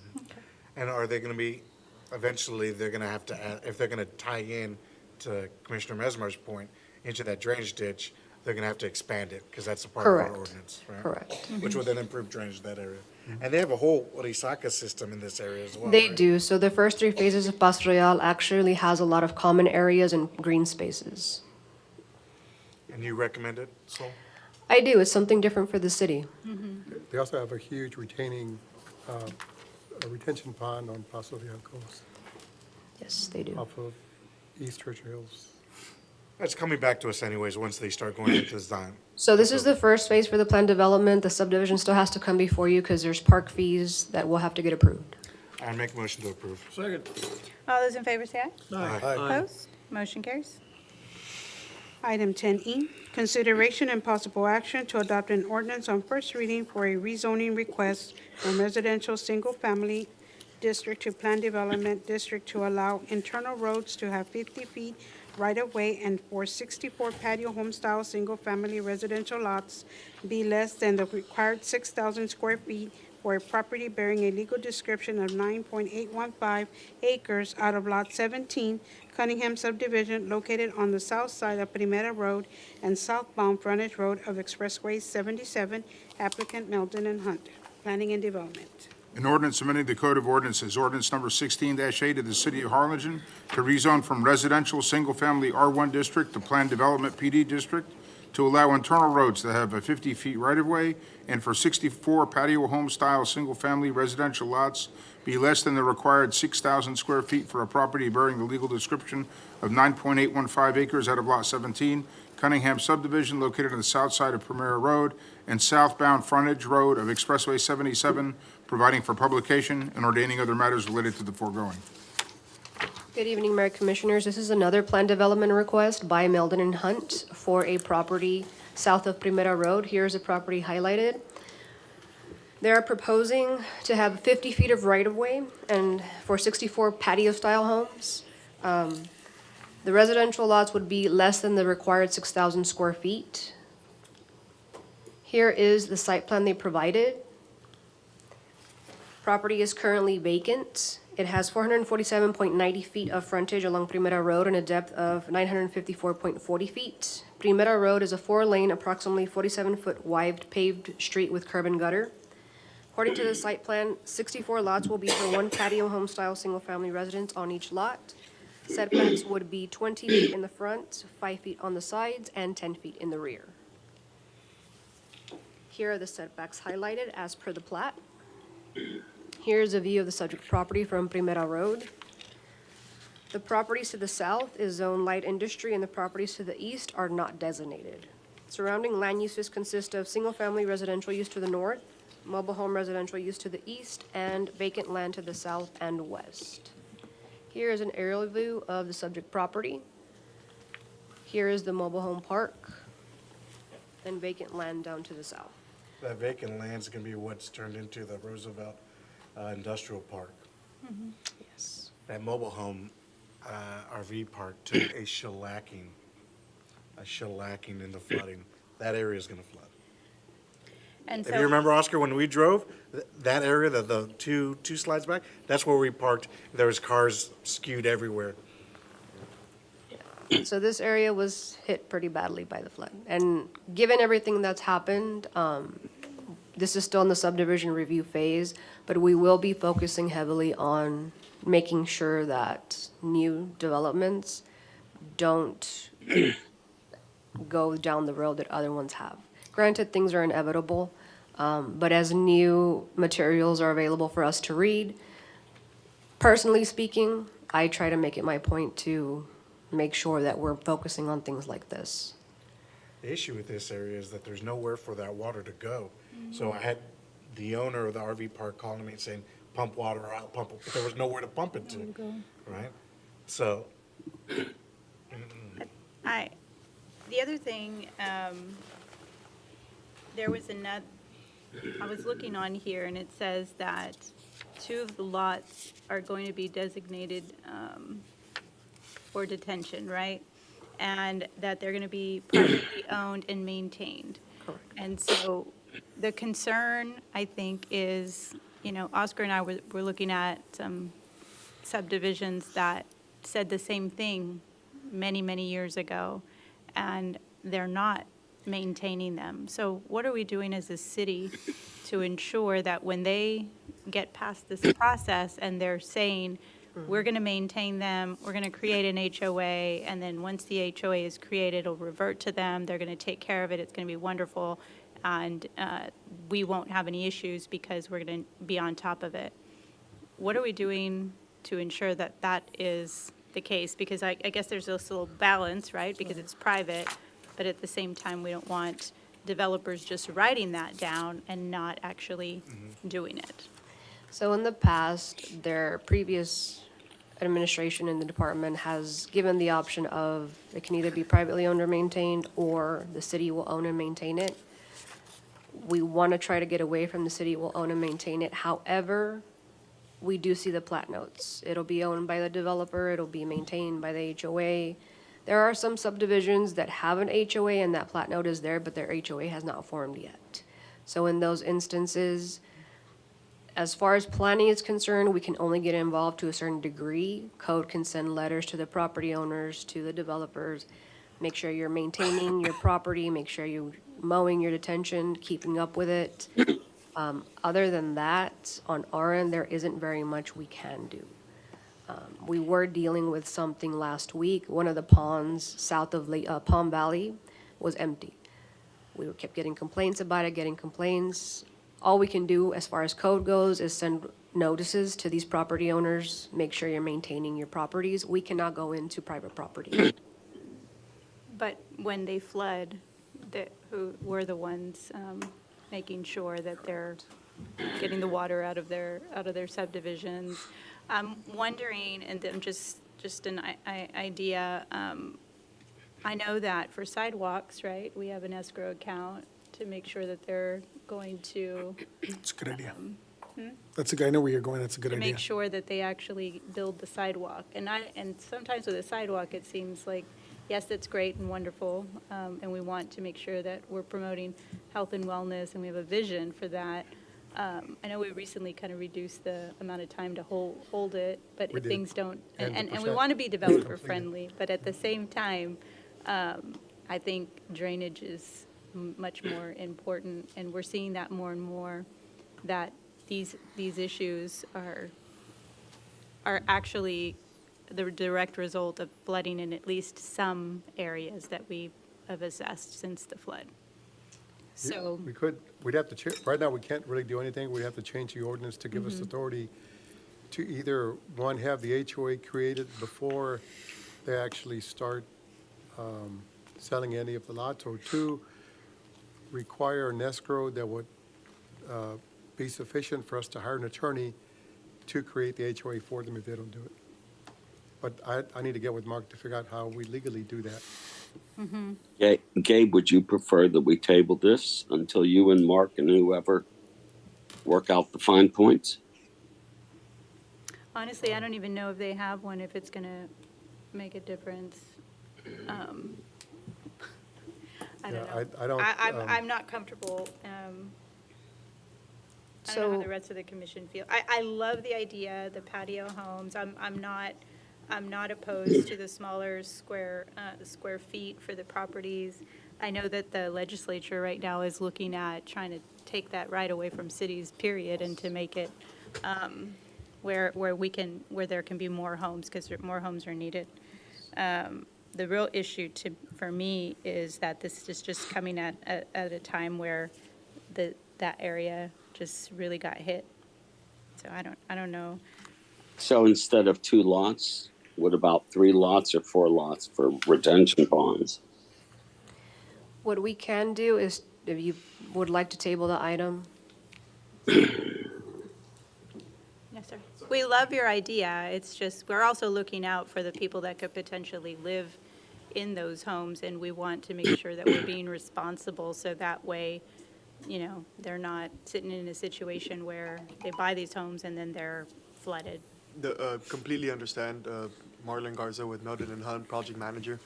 I've actually been in charge of this project from day one with the owners. They are local residents, Brownsville and Harlingen. The family's kind of split up. So they know of the issues in the area. They're not from out of town or anything like that. They've done some successful residential subdivisions in Brownsville that they're just finishing up. This will be one of their next ones. Where? In Brownsville? I'm not so specific of the area. They are Prisma subdivision in Brownsville. So they are finishing up their second phase. The first one should already be recorded in case you like to go on and research on that through the county clerk. And so on this one, we actually have 4 lots. The front 4 lots are for retention. The 2 east and west would connect to, yes, 4. So all the lots that are frontage off of Primera are meant for detention. And then we have it currently designed draining to a TxDOT inlet, if I'm not mistaken, off of Primera Road. The issue is the inlet doesn't work. I mean, I understand your concern. I mean, if it is as we understand it to be a TxDOT inlet, we're only allowed to bleed into it, so it would detain within the system, as per, City of Harlingen regulations after going through the engineering department review, before it would bleed into that inlet. We're more than willing to work with with your development team, with your review team. We work very closely with the engineering department. This isn't, the first or the last project that we'll be doing in the city, so of course we want to do right by all. What do you think, Daniel? Because these people will be calling you. Yeah, I'm not on board at this point, because I will be getting those calls. And you're right. I drove around with Danny in that area, and it was bad. And that's because when we went, it was already like 3 days into it, so we'd already been draining. I think the first thing you gotta do, or they gotta communicate with TxDOT on how that inlet there's, how can they get it working, functioning properly, right? Until they address it there, we're gonna keep having those issues there. My understanding also, previously to having the detention ponds in the front, the industrial park that was mentioned was supposed to also have a pretty sizable detention area on the south side. That's something that we could go back and look into. It's on the west side. Or okay. So it's not you will be essentially, the bottom part, which is vacant land, that's going to be abutting to the back of the Roosevelt warehousing, whatever you want to call it. Because the detention ponds, looking at it, if everyone's looking at this, it's going to be to the left, south of Wayne Place or whatnot. All right. But that's going to be designed just to drain that area. Yeah, the industrial park, not for the adjoining property. Correct. I mean, we would look at being able to accommodate further drainage in the area if that is an option. I mean, we're still in our preliminary stages as far as for the design of the subdivision. We have not submitted the full set of construction plans yet for review. Of course, because we need to go through this process before we finalize any of our design in case anything changes. So this is just a rezoning, right? yes, sir. This is just a plan development request. They are currently going through the subdivision phase, but they have not gotten approval on that end yet. And that comes to the commission for final approval? Yes, sir. And so right now, this is not a plan development, right? Currently, it's zoned single-family residential. So there's no drainage plan is tied to this yet? No. I'm not approving the rezone, but to get me to the build, this is going to take a lot because it's going to be Chris in the back that's going to be taking all these calls.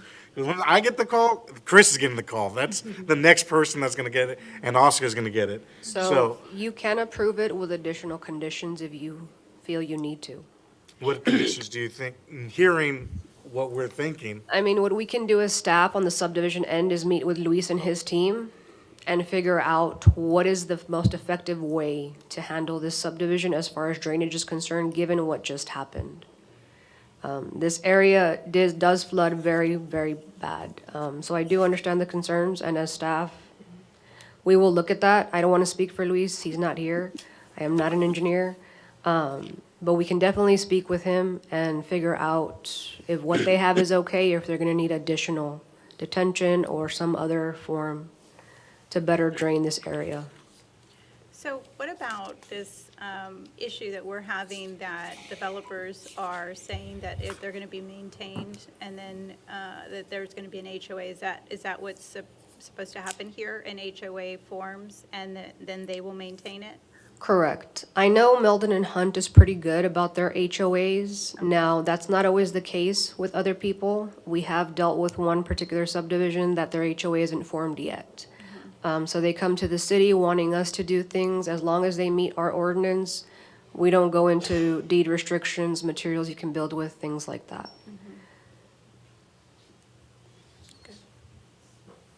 Just in order for them to get to the drainage part of it, we have to approve the rezoning part first. Otherwise, it's not going to. I mean, I think, not just Daniel, I think the whole commission feels the same way, that, you know, this is just the first part of moving forward, but in order to really consider building in that area, in that community, I think everyone on this commission is going to have to feel satisfied that the drainage isn't going to be an issue. And that is, from where I'm sitting, it's going to be very difficult to be able to get that taken care of, just so that you're on notice. I just don't want you to feel that if the commission moves forward with this, that, you know, it's kind of a done deal. We, you know, I think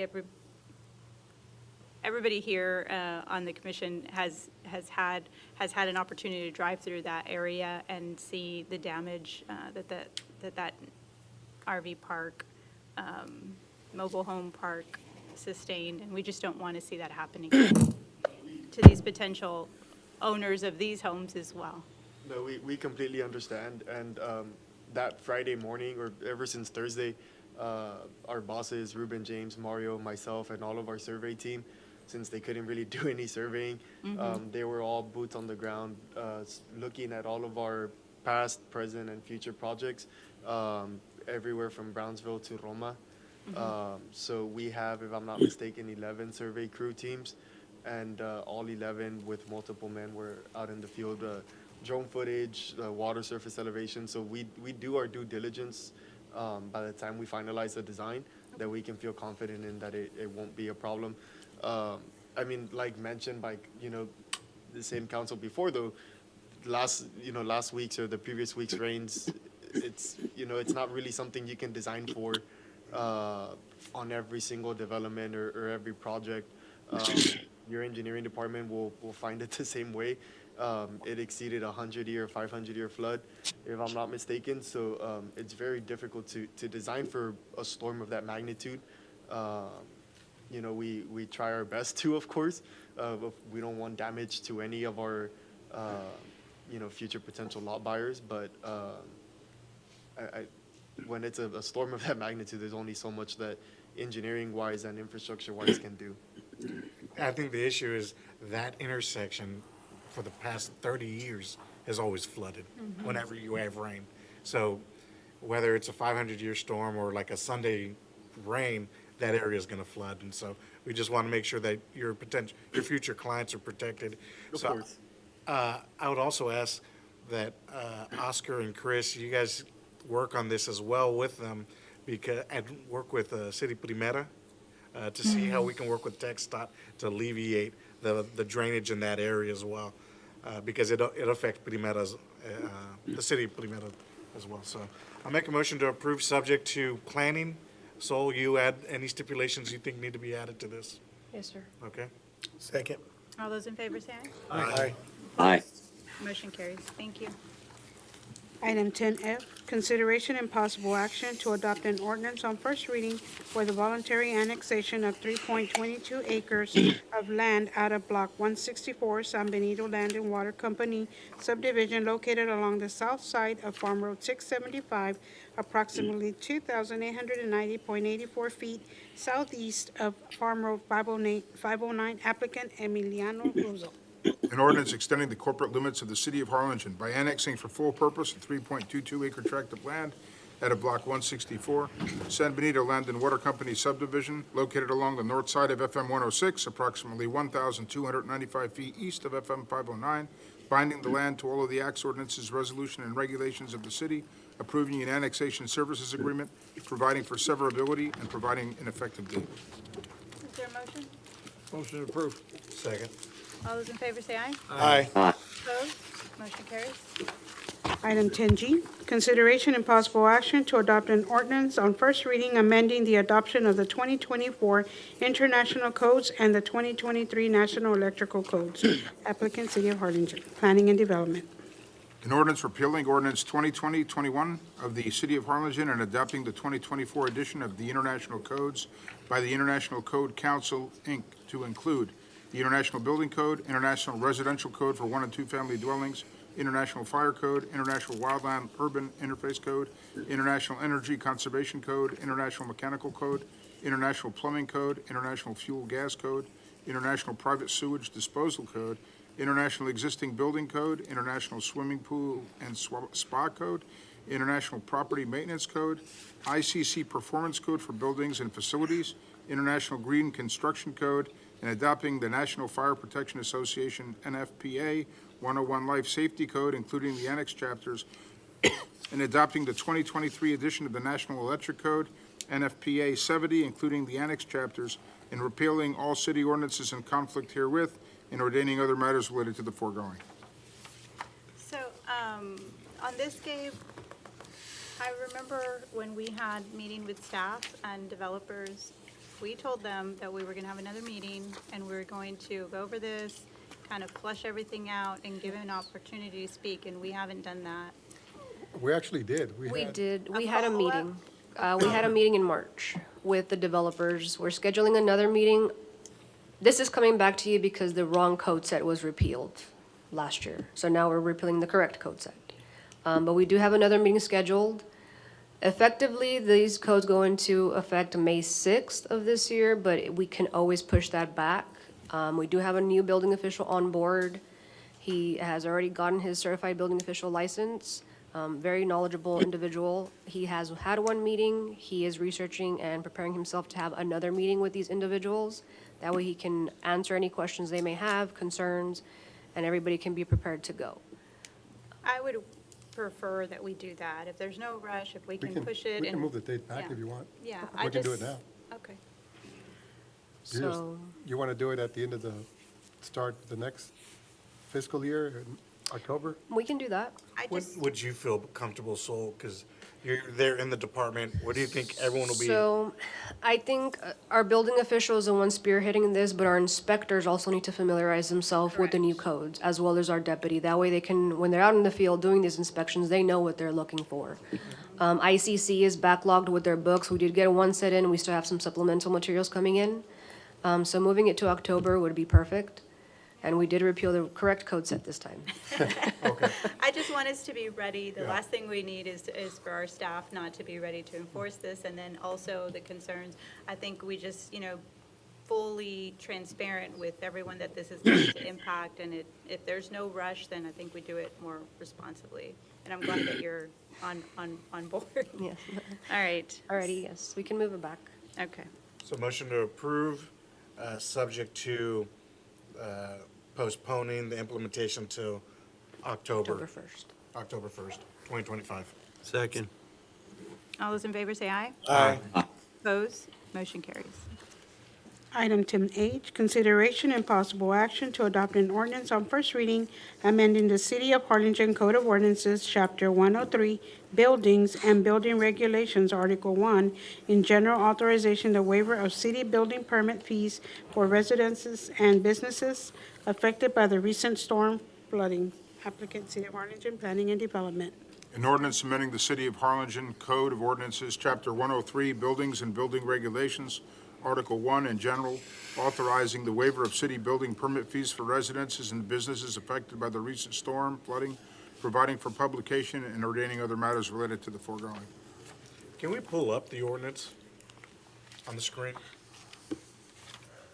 We can, we'd have to have, Josh, can you get, Cedric to put it up on the screen? If you guys have it in front of you, can you guys read paragraphs 4, 5, and 6?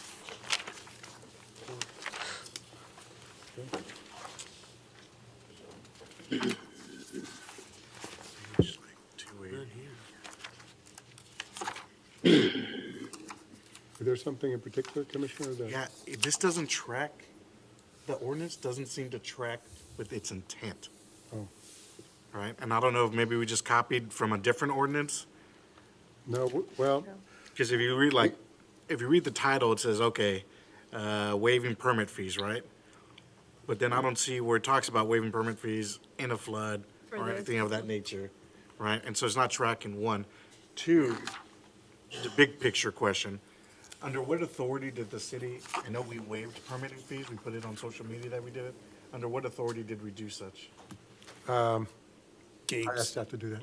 Okay, does the city manager have the authority to do that, or does it have to come back to be ratified? No, we're doing this to that date. Right, so, yeah, so what we're doing is you'd be enacting this ordinance, waiving them effective the date of the action. Of the Of the flood, Monday. because of the exigent circumstances caused by the flood. So with the emergency disaster declaration, I talked with Mark, and he said that based on the situation, that we could do that at the time and then bring it to the commission to retroactively ensure that it's done on that date. But on what authority, I don't know that there needs to be an authority that it can be waived. Is that what you're saying? Like on Correct, what, right? Because my thought is this, is that, not my It's- authority, but legal authority. yeah, if we're gonna already amend the ordinance, why don't we just give the mayor the emergency power to do it? And we don't even have to, emergency. yeah, right, because this whole thing of having to come back and ratify and becomes like a whole, like, procedural issue. I think if the commission was okay with it, like, if in the instance in which a mayor signs an order, like a declaration, disaster declaration, then the mayor can make this issue, or has this a specific power. Because it's not like the first time this has ever happened, and unfortunately, the way it's progressing, it's gonna happen again. Commissioner, we can certainly add that. Huh? We can certainly add that to the ordinance. Correct, but yes, to me, right now, reading the ordinance, it doesn't track with what we wanted to say. Usually the whereas says, because of on March 26th, there was a flooding event. At least that's the way I draft my ordinances and resolutions. And so, Mark, if you can just touch it up, we can approve it with that intent. Okay. You just, amend it so it tracks with what we want, and then gives the mayor emergency powers in the instance in which he or she signs a declaration of disaster, or whatever the term is called. Yeah, emergency disaster declaration. Okay. Excuse me, do you have a length of time for this? That's a good point, right? Like, typically, I think under the Texas or the Texas Government Code, I think, 455 or whatever it is, when it talks about the disaster declarations, they're good for 14 days, and then at which point, then it has to go before the city commission and or the county commissioner court to be extended. So the mayor can do it, or the mayor or the county judge can do it on their own, and then within 14 days, it has to be, if it's gonna be extended, the commissioner's court or city commission has to then approve to extend it. So if you want, Frank, that's a good question, right? That the mayor would have the authority to do it for the first 14 days, and then the city commission would have to approve any extension of that. I like that. Yeah. I think whatever works. Real quiet on this one. Huh? Teasing. Real quiet. No, I'm not gonna pull you mean, the statute on this one. I think, that's why I was saying, I don't know that there is a legal authority that you have to draw on to do it. I think that the city, the commission can waive the fees should Yeah, they 'cause want to. I we're don't not know that, Honolulu City. right, because I mean, unless it was in our charter to say otherwise. Well, because That's why. typically the charter says that it's the commission's purview of like financial decisions, right? And because that's such a big financial decision, you would think it would have to come before the commission to be done normally, right? And so Right. I'm just trying to streamline the process for the future, so Mhm. that we won't have to be jumping back and forth.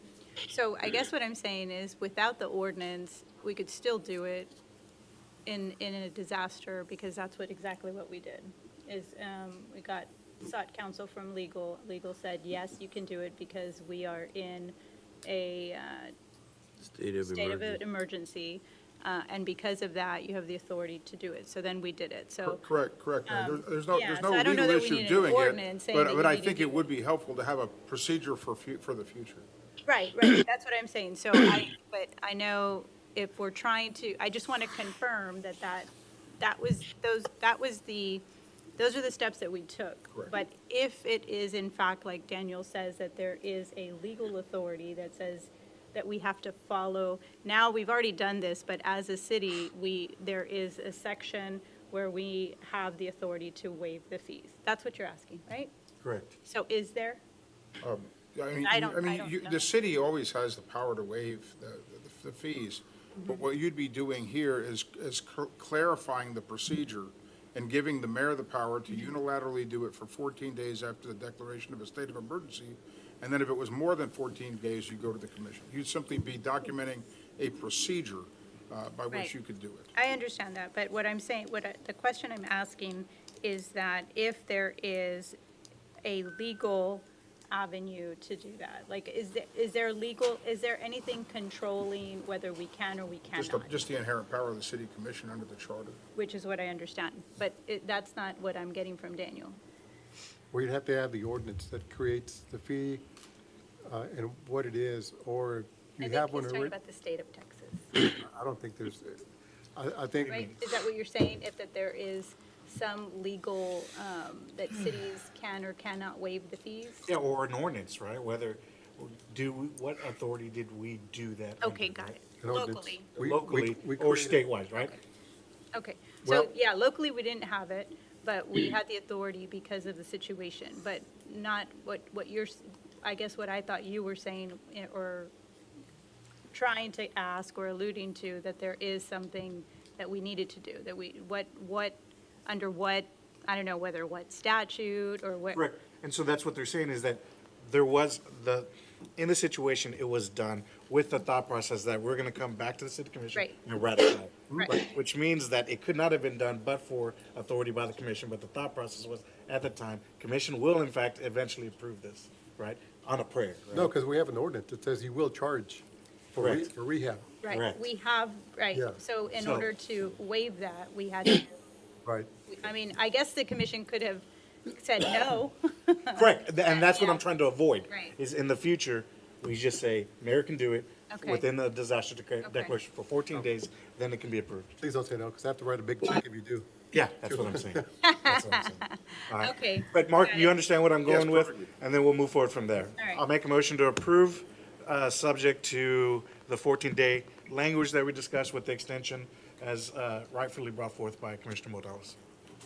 And so I think Commissioner Morales was talking about how long we were going to waive the fees? That's what we just discussed, 14 days. No. Well, no, 14 days for you or the mayor at this point to make this, to waive the fees. I thought you meant how long we were waiving the fees, like 90 days or, That's what we're talking about. okay. So it's initially 14 days, and then the commission, once we get together for a meeting, we'll then decide we're going to waive it for 90 days. But So 14. what did you decide? We haven't 14 decided that. 14 That's That what I'm commission will work. decide at that point. So this commission is deciding now for this period of time? Oh, you want to do it for now? That's a good point. That was what you were asking, right? 14 days is not going to be enough. No, well then, what do you recommend? Well, most people have to contact their insurance company, and that's going to take I don't know, I've never gone through this before, so I don't know how long it'll take. So to give you some insight, Oh, people are still assessing their properties. They haven't even come in to ask for a permit, to ask for anything. We've gotten a few here and there, maybe a handful of 10, most, but most people are still assessing their damages. So would you recommend 60, 90? 60? 60, and we can always extend it if we need more time. Yeah. Right? Let's just go with that. 60. How about a little bit more time? Because how long does it take for you to get to your insurance and, don't you, What would you recommend? what is your recommendation? Given where we're at, I would think 90 days would be fair. Okay. And if by that point in time, it's 3 months, if people have not taken advantage of it, either their home is a total loss or they're just not going to do it. Okay. Yeah, and just, and I think it's a good number because remember, if you have a mortgage, the check comes to the mortgagee and to you, so both parties have to sign it. And so most people are gonna come in to get a permit unless they have cash. Correct. I think 90 days is good. That All right, works. so you have a motion? Yes. All right, let's figure out how we're going to do this.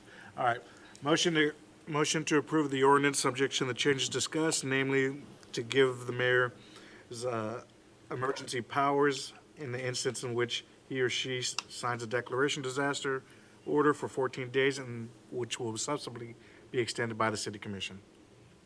And also And 90 providing days. for a 90-day period to pay. On an additional 90 days to pay for the March 26, 2025 permitting fees. All right, is there a second? Second. All those in favor say aye. Aye. Opposed? Motion carries. Thank you, Sol. Thank you. Item 10I, consideration and possible action to approve the Harlingen Main Street contract for 2025 Downtown District. All right. Okay, so I have before you in your packet the 2025 contract. So this does need to get approved the city commission meeting because in May it will not be valid. So the 2025 contract is with the Texas Main Street Program to locally designate Harlingen as a Texas Main Street. Since 1989, we've been a Texas Main Street program. We've been a very successful Texas Main Street program, but as a part of the contract, you will need to authorize the Main Street Director to attend professional development. We also take advantage of design workshops that we recently had this last year. We also have a listserv, email listserv with all of the other Texas Main Street managers as well. We have to do annual reporting, quarterly reporting to show what we're doing to improve the Main Street District. If we fail to do any of that reporting, we do go under probation and it could lead to termination. This membership is a $2,600 annual membership. And it's usually signed by the city manager. Within the last 6 years that I've been here, the city manager has always authorized this contract. Any questions? Motion to approve. Alexis? Yes. I know we're in the middle of doing, or going to be wrapping up this May or June or July, the historic downtown, or the downtown master plan. At that point, I would love for you to come and do a presentation to the commission. Okay. And then give us your plan of action for Sure. the year. Okay? Yes, sir. So I'll make a motion to approve. All those in favor say aye. Aye. Aye. Opposed? Motion carries. Item 10J, consideration and possible action to approve the Texas Downtown Association membership renewal for 2025, DID. Is there a Motion to approve. Second. All those in favor say aye. Aye. Aye. Opposed? Motion carries. Item 10K, consideration and possible action to approve the National Main Street Center membership for 2025. Motion to Downtown approve. District. Second. All those in favor say aye. Aye. Aye. Opposed? Motion carries. Thank you. Thank you. Moving on. Item 11, board appointments, specifically appointment or discussion and possibly action to include appointment and/or removal of any position subject to appointment or removal by statute, ordinance, or bylaws. Okay, Commissioner? I have none. I don't have any. Yes, None. he has none. Last meeting, I handed out, or it was handed out some material. So if you guys did read and studied that a little bit, this is slam dunk confirmation. So I renominate Don Ray Leonard for the Harlingen Utilities Board. a second? Having no second, motion dies. Thank you. None. All right, moving on. Item 12, executive session. All items listed in this section will be deliberated in a closed session. Members of the public are not generally permitted to attend a closed session. Executive session items may be considered as an action item at the discretion of the mayor. However, city commission will not take any action in closed session. Following items are 12A, deliberation pursuant to Texas Government Code 551.074 to consider personnel matters, i.e. the regular annual evaluation of the city manager. Item 12B, consideration with legal counsel pursuant to Texas Government Code 551.071 regarding an agreed order between the City of Harlingen and TSTC pertaining to real property, city attorney. Item 12C, consultation with legal counsel pursuant to Texas Government Code 551.071, parentheses 2, to receive attorney-client consultation protected by the attorney-client communications privilege. City attorney. Is there a motion? Motion. Second. All those in favor say aye. Aye. Opposed? Motion carries. The time is now 7:46 PM, and we'll retire to executive session and be out shortly. Okay, I'm gonna shut this off.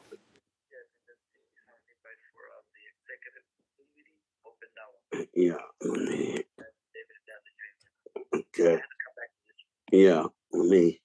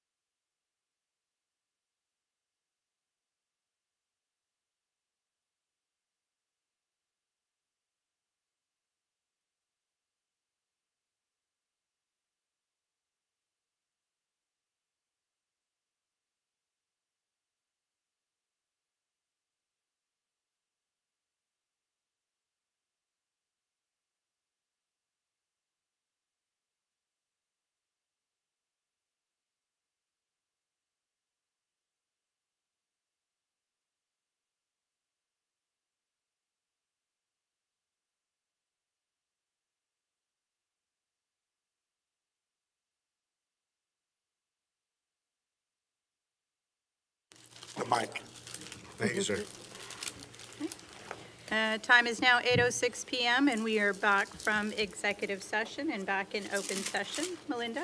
Item 13, action on executive session items. The city commission will reconvene in open session and may take action on any item listed in the executive session section of this agenda. Item 13A, discussion and possible action on item 12A as discussed in executive session. Make a motion to proceed as discussed. Second. All those in favor say aye. Aye. Opposed? Motion carries. Item 13B, consideration and possible action on item 12B as discussed in executive session. Make a motion to acknowledge report, to acknowledge the report. No, no, we need action No, on I B. think A is the only one we need action on. No, there's one more. B is action. Make a motion to acknowledge report and proceed as discussed. Second. All those in favor say aye. Aye. Opposed? Motion carries.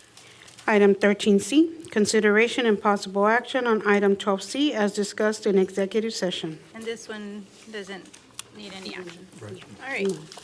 And we are adjourned. Thank you.